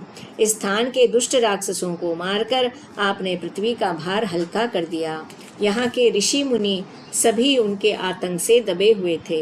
हमारे यज्ञ पूजा आदि में विघ्न डालने वाले राक्षसों को समाप्त करके आपने हम सभी के ऊपर महान कृपा की है। उन प्रसाद स्वरूप तत्वों को आज जान गया हूँ। जो ब्रह्म है वही आज आपको मान गए हैं। आपकी इस मानव लीला को जो ब्रह्म है वही आज आपको मान गए हैं। आपकी इस मानव लीला को जान लिया। पृथ्वी पर अवतार लेकर आपने दुष्टों को समाप्त किया तथा ब्रह्म आदि देवगणों के तापों का हरण किया। आपके इस चरित्र से प्रसन्न होकर आज सभी आपकी इस महत्वपूर्ण लीला का भक्ति तथा प्रेम से गुणगान करते हैं। आपके ऐसे पुरुषार्थ भरे चरित्र का गुणगान करने वाले सहजी संसार सागर से पार हो जाते हैं। ब्रह्मा जी के वचनों के अनुसार आपने ये मानव रूप धारण करके रावण को मारा और इस प्रकार सारे भूमंडल का भार हरण किया। ये समस्त पृथ्वी शांति का साम्राज्य बन गई। इस प्रकार आपने इन कार्यों से समस्त लोक का हित किया। उनकी यही मनोकामना है कि इसी प्रकार लोक हित के और भी कार्य आप करें, जिससे आपके यश गान से 14 भुवन परिपूर्ण हो। इतना सब कुछ कहकर ऋषि ने प्रभु के चरणों में झुककर विनती की कि आज की रात आप यहीं मेरे आश्रम में ही व्यतीत करें और कल ही नगर को पधारें, जिससे मेरा आश्रम भी पवित्र हो जाए और यही अत्यंत शुभ होगा। प्रभु ने ऋषि की विनती स्वीकार की और उस रात्रि वे सैन्य समेत वहीं रुक गए। भरद्वाज जी ने सब अतिथियों का संपूर्ण रूप से सम्मान सत्कार किया, जिससे उनके मन को अलौकिक शांति मिली। प्रभु ने हनुमान जी को आज्ञा दी कि तुरंत श्रृंगवर्म चले जाओ और वहां मेरे परम मित्र गुह्य से मिलो।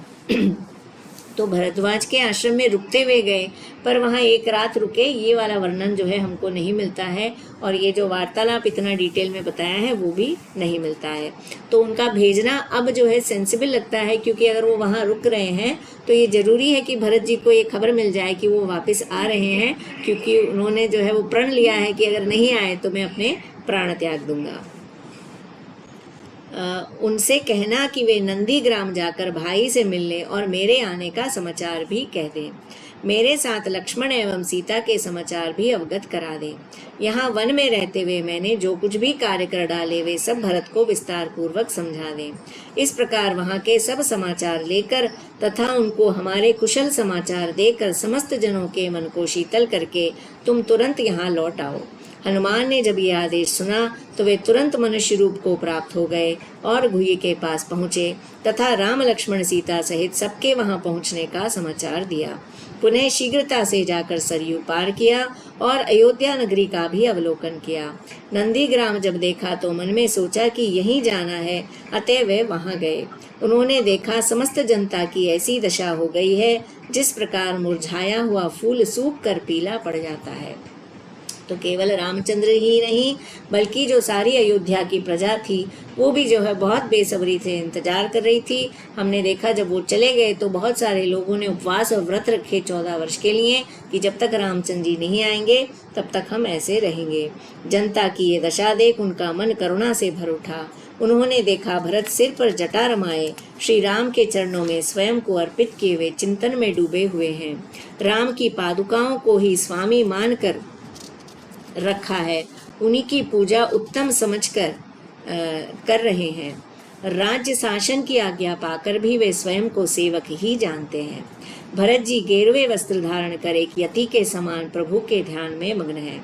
चिंतन भजन में कमर कसकर बैठे हुए भरत को प्रसन्नता पूर्वक हाथ जोड़कर प्रणाम किया तथा उनके ध्यान को भंग कर विनती की।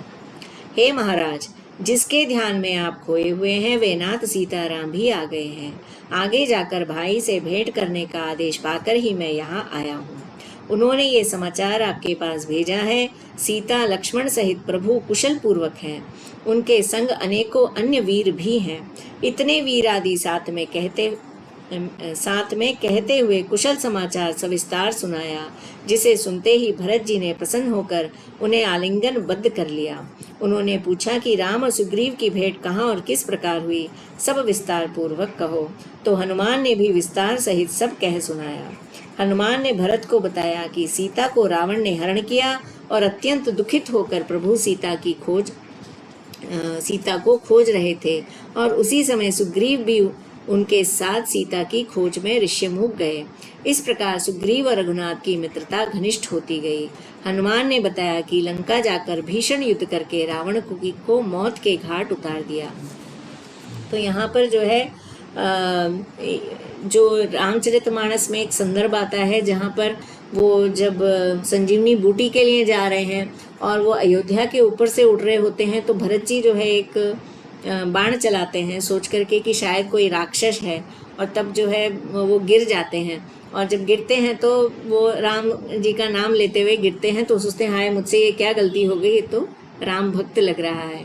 और जा करके फिर जो है राम बोलते हैं। हाँ, तो फिर जो है वो अगर मैं राम का भक्त हूँ, अपने वो मेरे मन में कोई वो नहीं है तो वो उठ जाएं, तो फिर वो फट से उठ जाते हैं। और फिर वो कहते हैं मैं कहो तो एक शर भेज दूँ, अपना एक बाण भेजूँ, उस पर बैठ करके आप चले जाइए। तो वो कहते हैं कि पहले थोड़ा गर्व आता है मैं चला जाऊंगा, फिर कहते हैं कि नहीं मैं उनका नाम लेते हुए मैं भी पहुंच जाऊंगा। तो यहाँ पर वो नहीं आया है। तो यहाँ पर ये फर्स्ट मिलाप है भरत और हनुमान जी का। उसमें जो है पहले मिलने के बाद फिर अब मिलते हैं, और इसमें जो है फर्स्ट टाइम मिल रहे हैं, तो पूरी चीज़ जो है उनको बता रहे हैं। तत्पश्चात रावण के भाई विभीषण को वहां का राज्य सौंपकर श्री रामचंद्र जी अयोध्या को लौटे हैं।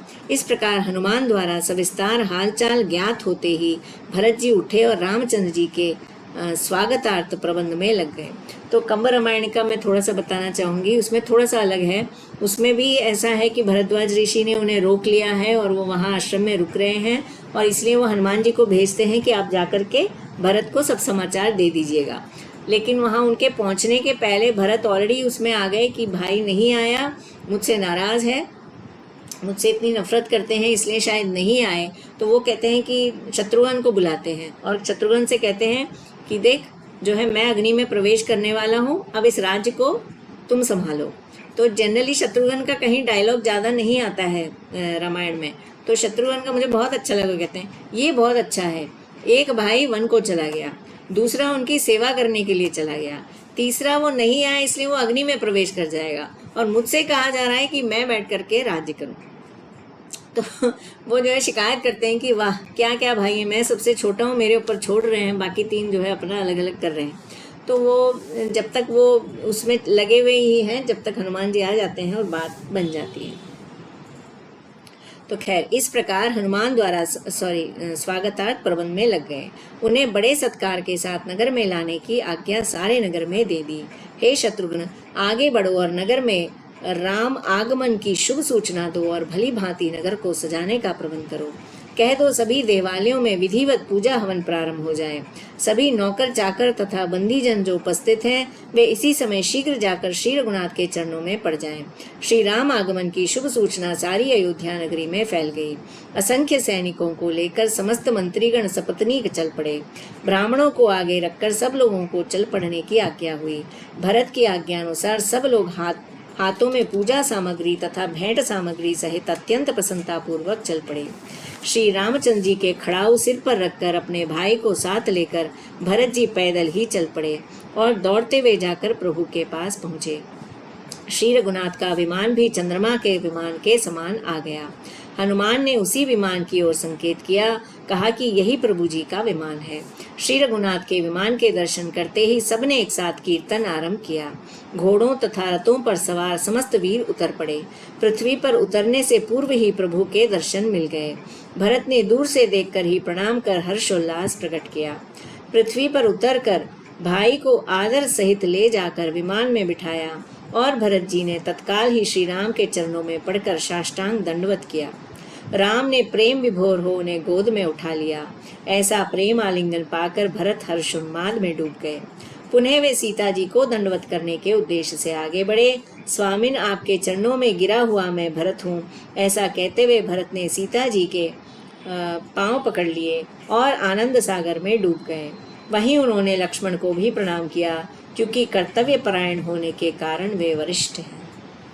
तो यहाँ पर क्या बताया कि जो है भरत जी ने लक्ष्मण को भी प्रणाम किया। क्यों? क्योंकि कर्तव्य परायण जो उनके कर्म थे उससे वो जो है श्रेष्ठ हो गए, उनसे बड़े हो गए। तत्पश्चात सभी को प्रेम विभोर हो आलिंगन करके सबको आनंदित किया। सुग्रीव तथा अन्य वीर उनके आलिंगन से अत्यंत हर्षित हुए। तो जिनको नहीं जानते उनके सारे मित्र हैं, तो सबको जो है आलिंगन किया उन्होंने। भरत ने सबकी कुशलता पूछी।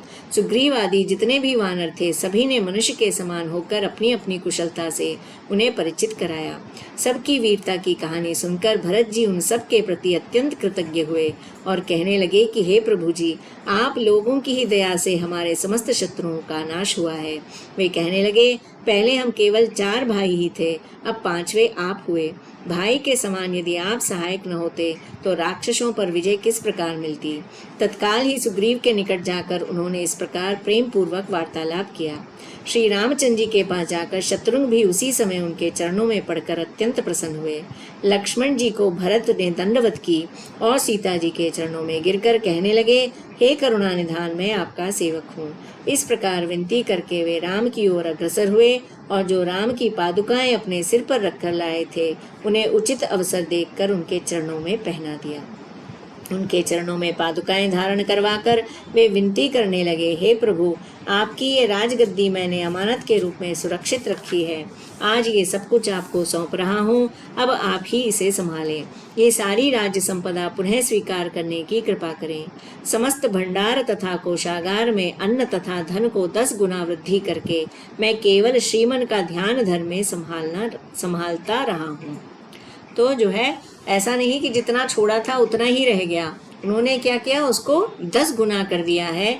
जो अन्न है और जो धन है उसको कई गुना उन्होंने बढ़ा दिया। अपने ध्यान में क्या धरा है, केवल भगवान को। भरत की ऐसी भक्ति पूर्ण विनती सुनकर वहां के समस्त उपस्थित जन रो पड़े। नंदीग्राम पहुंचकर भगवान भी पृथ्वी पर उतर पड़े। पुष्पक को कुबेर के पास जाने की आज्ञा देकर विदा दे दी। श्री रघुनाथ जी गुरु वशिष्ठ के पास पहुंचे और उनके चरणों में गिरकर प्रणाम किया। गुरु की ओर एक उत्तम आसन बढ़ाकर उनसे विराजने का अनुरोध किया। स्वयं भी उनके आसन के ही निकट आसन ग्रहण किया। समस्त उपस्थित जन उनके पावन दर्शनों को पाकर पापों से मुक्त हो गए। कैकेयी और भरत दोनों ही रघुनाथ जी के चरणों में नत हो हाथ जोड़कर राज्यपाट सौंपते हुए विनीत भाव से डूब गए।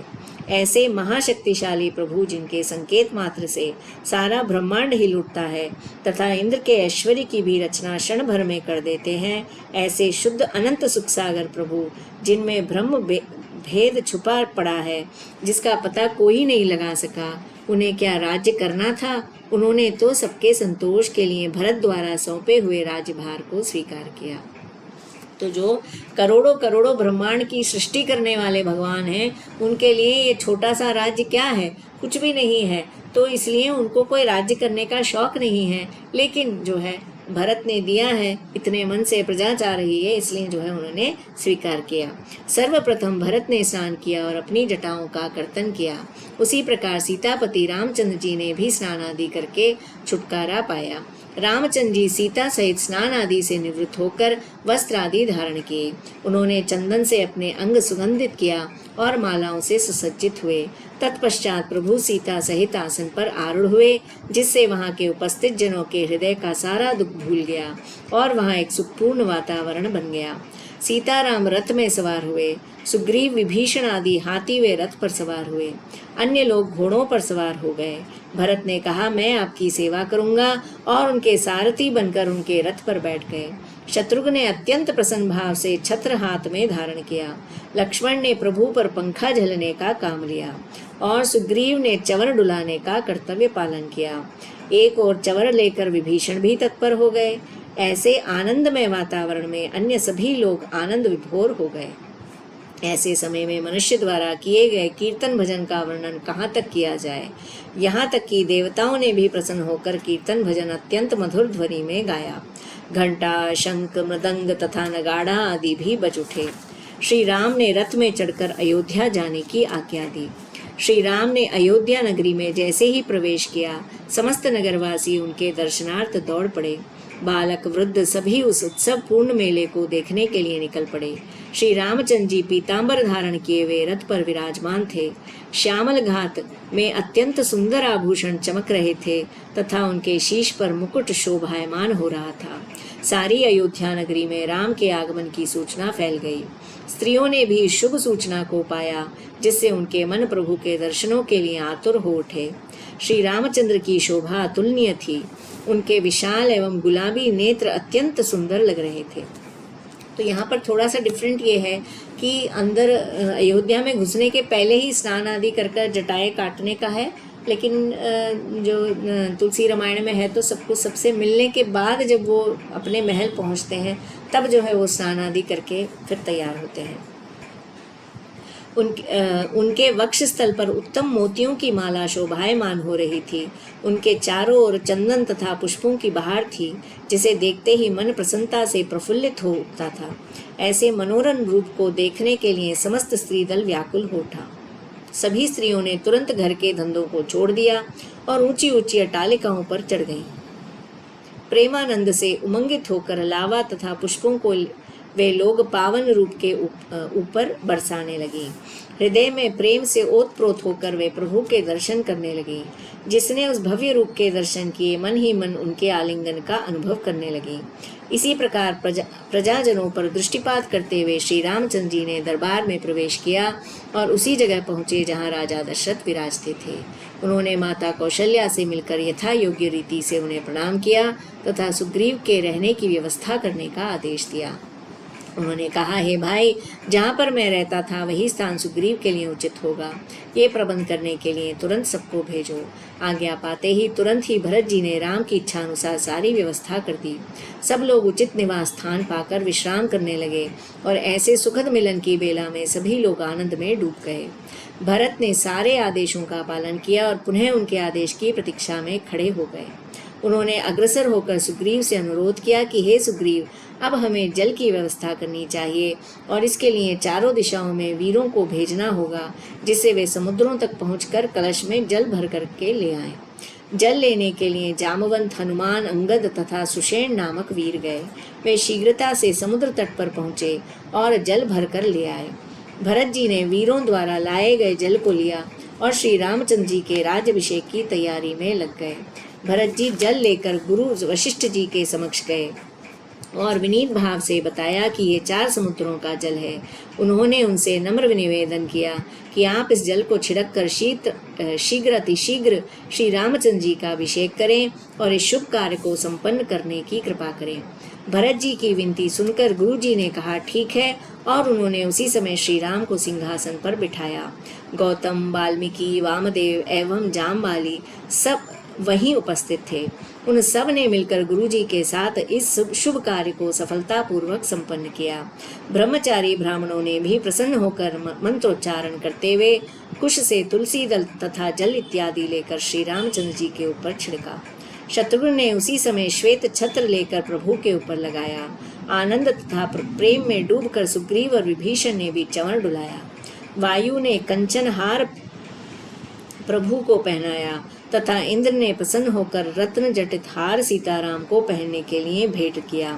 देवगण गीत गा उठे तथा अप्सराएं नाचने लगी। आकाश से पुष्प वर्षा होने लगी तथा नगाड़ों की ध्वनि गूंज उठी। समस्त वातावरण एक अद्भुत रस में डूब गया। राज-अभिषेक के समय श्याम लगात श्री रामचंद्र जी के बाईं ओर सुमुखी सीता उनकी महारानी बनकर विराज रही थी। प्रभु के तन में पीतांबर तथा वक्षस्थल पर सुंदर माला सुशोभित हो रही है। उनके मस्तक पर राज मुकुट चमक रहा है। राज सिंहासन पर सीता सहित सुशोभित प्रभु ने समस्त प्रजा पर एक दृष्टि भर देखने की कृपा की। उसी समय उनके दर्शनों की अभिलाषा से श्री शंकर पार्वती के साथ उपस्थित हो गए। उनके पहुँचते ही उनके डमरू के डिमडिम स्वर की ध्वनि गूंज उठी। नंदी और भृंगी तथा ताल बेताल उनकी उपस्थिति का आभास पाकर नृत्य कर उठे। तत्पश्चात अन्य देवगण भी वहां पहुंच गए। सभी ने मिलकर बड़े हर्ष के साथ नाचते गाते हुए श्री राम के राज्याभिषेक के अवसर पर धूमधाम से उत्सव संपन्न किया। तत्पश्चात संतुष्ट मन से अपने अपने निवास स्थान को लौट गए। सकल गुण निधान श्री रामचंद्र जी सीता तथा लक्ष्मण के साथ जैसे ही सिंहासन पर विराजे, संपूर्ण दृश्य एक अद्भुत शोभा को प्राप्त हो जाता है। बाजे गाजों का तीव्र स्वर गूंज उठा। समस्त ऋषिगण स्तुति कर उनके चरणों में पड़ जाते हैं। अनेकों प्राणी सुख का अनुभव करते हैं। प्रभु के ऊपर पुष्प वर्षा होने लगती है। श्री रघुनाथ के अधीन राज्य होते ही सारे राज्य में सुख चैन की वर्षा होने लगी। समस्त पृथ्वी पर ऐश्वर्य वैभव की वृद्धि हुई। प्रभु ने 30 करोड़ धेनु, वृक्ष तथा स्वर्ण दान करके तथा वस्त्राभूषण तथा सभी को ऐसा दान दिया कि समस्त दरिद्रता का नाश हो गया। जिन पुरुषों में दुर्गंधी थी, उनमें प्रभु की कृपा से सुगंधी आ गई। दान दक्षिणा से ब्राह्मणों को प्रसन्न करके प्रभु ने सुग्रीव की ओर ध्यान किया और उन्हें सूर्य के समान माल्यार्पण किया। मन ही मन उन्होंने अंगद का भी स्मरण किया और उन्हें बाजू बंद देने की कृपा की। तत्पश्चात महारानी सीता की याद आई और उन्होंने उन्हें एक अमूल्य हार प्रदान करने की अनुकंपा की। सीता जी ने मनी मन में हार हनुमान को देने का निश्चय किया, किंतु आज्ञा की प्रतीक्षा में उन्होंने प्रभु की ओर देखा। प्रभु ने उन्हें स्वतंत्रता प्रदान की और कहा, जिसे देना चाहो दे दो। स्वामी की आज्ञा पाते ही उन्होंने प्रिय हनुमान को, जो वहीं पर उपस्थित थे, बुलाया और वे हार उनके हाथों में दे दिया। तो ये हमको सीरियल में तो देखने को मिला था कि वो हार देने का बहुत जगह सुनने में आता है, पर रामायण में मैं ये पहली बार पढ़ रही हूँ। इस प्रकार हनुमान की स्थिति में वृद्धि हुई और प्रभु ने उन्हें वरदान मांगने की आज्ञा दी। उन्होंने कहा, मैं वरदान देता हूँ कि तुम जो मांगोगे वही मिलेगा। प्रभु की इस आज्ञा को पाकर हनुमान प्रसन्न होकर अग्रसर हुए और कुछ मांगने की इच्छा से वे हाथ जोड़कर प्रभु के सामने खड़े हो गए। उन्होंने प्रभु से इस प्रकार निवेदन किया, हे स्वामी, जब तक इस संसार में आपके नाम का जाप होता रहे, तब तक श्रीमान का नाम सुनने हेतु ये शरीर रहे। आपके नाम मात्र के स्मरण से ही जो आनंद प्राप्त होगा, वे और कहीं भी नहीं। अतः यही आनंद मुझसे न छूटने पाए। तो माला मिलकर के वो एक एक मोती तोड़ने का इसने नहीं बताया है, केवल माला दी बताया। पर यहाँ पर जो है हनुमान जी अभी भी हैं ऐसा कहा जाता है। तो ये उन्होंने वरदान मांगा रामचंद्र जी से कि जब तक आपका नाम रहे तब तक जो है मैं यहाँ पर रहूं। क्यों? क्योंकि मैं आपका नाम सुन सकूं, मेरे लिए इससे बड़ा और कोई सुख नहीं है कहीं पर भी, तो इसलिए मैं यही चाहता हूँ। हनुमान की भक्तिपूर्ण विनती सुनकर प्रभु ने तथास्तु कहकर पुनः आज्ञा करने की कृपा की। ये शरीर समाप्त होने के पश्चात तुम मुक्ति को प्राप्त हो जाओगे।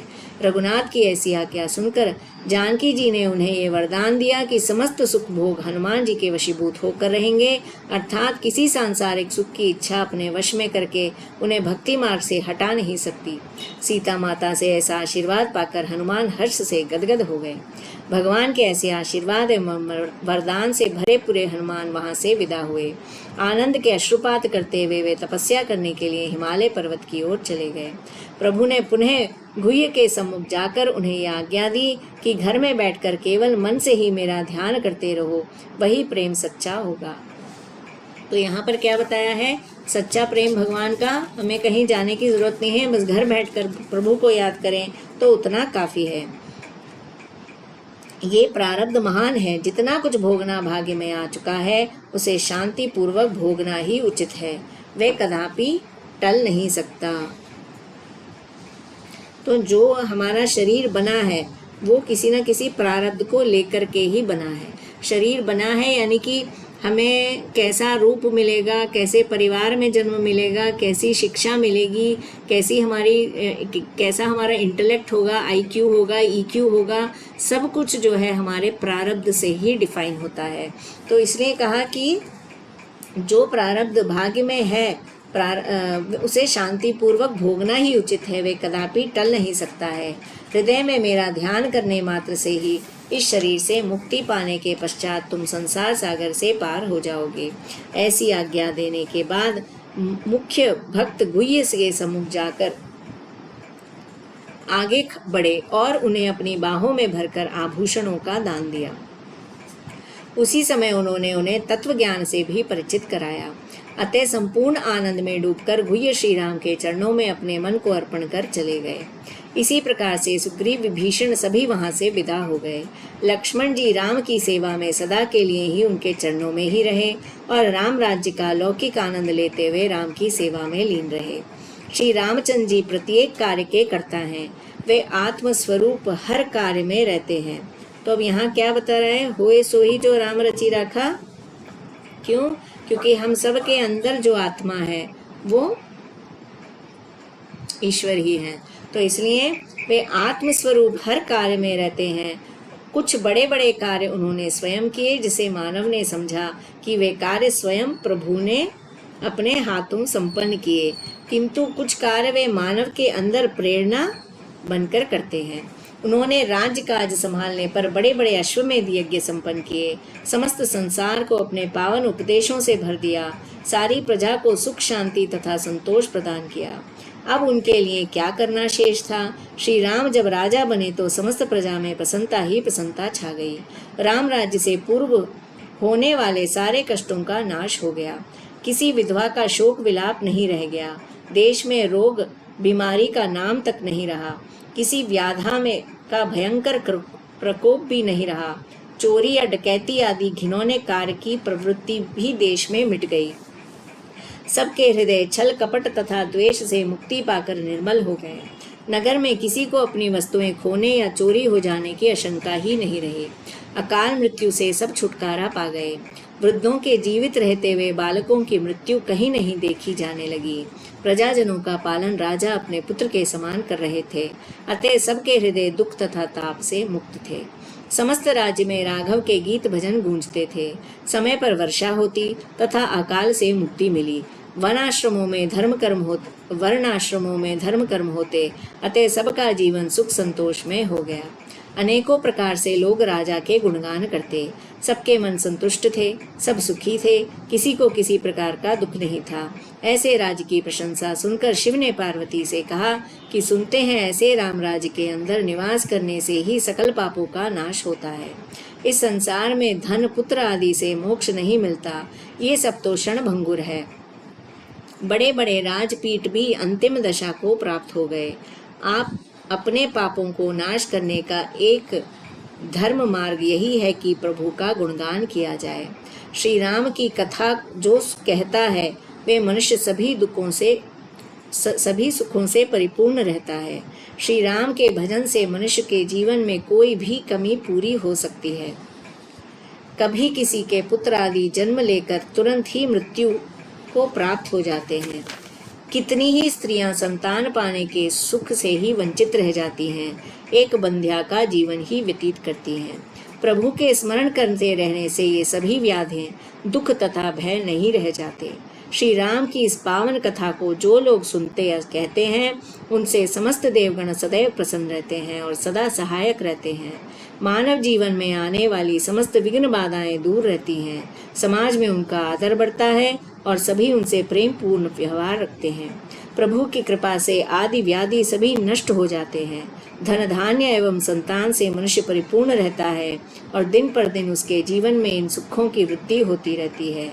इष्ट मित्र तथा कुटुंब के सदस्य श्रद्धा आदर तथा प्रेम देते हैं।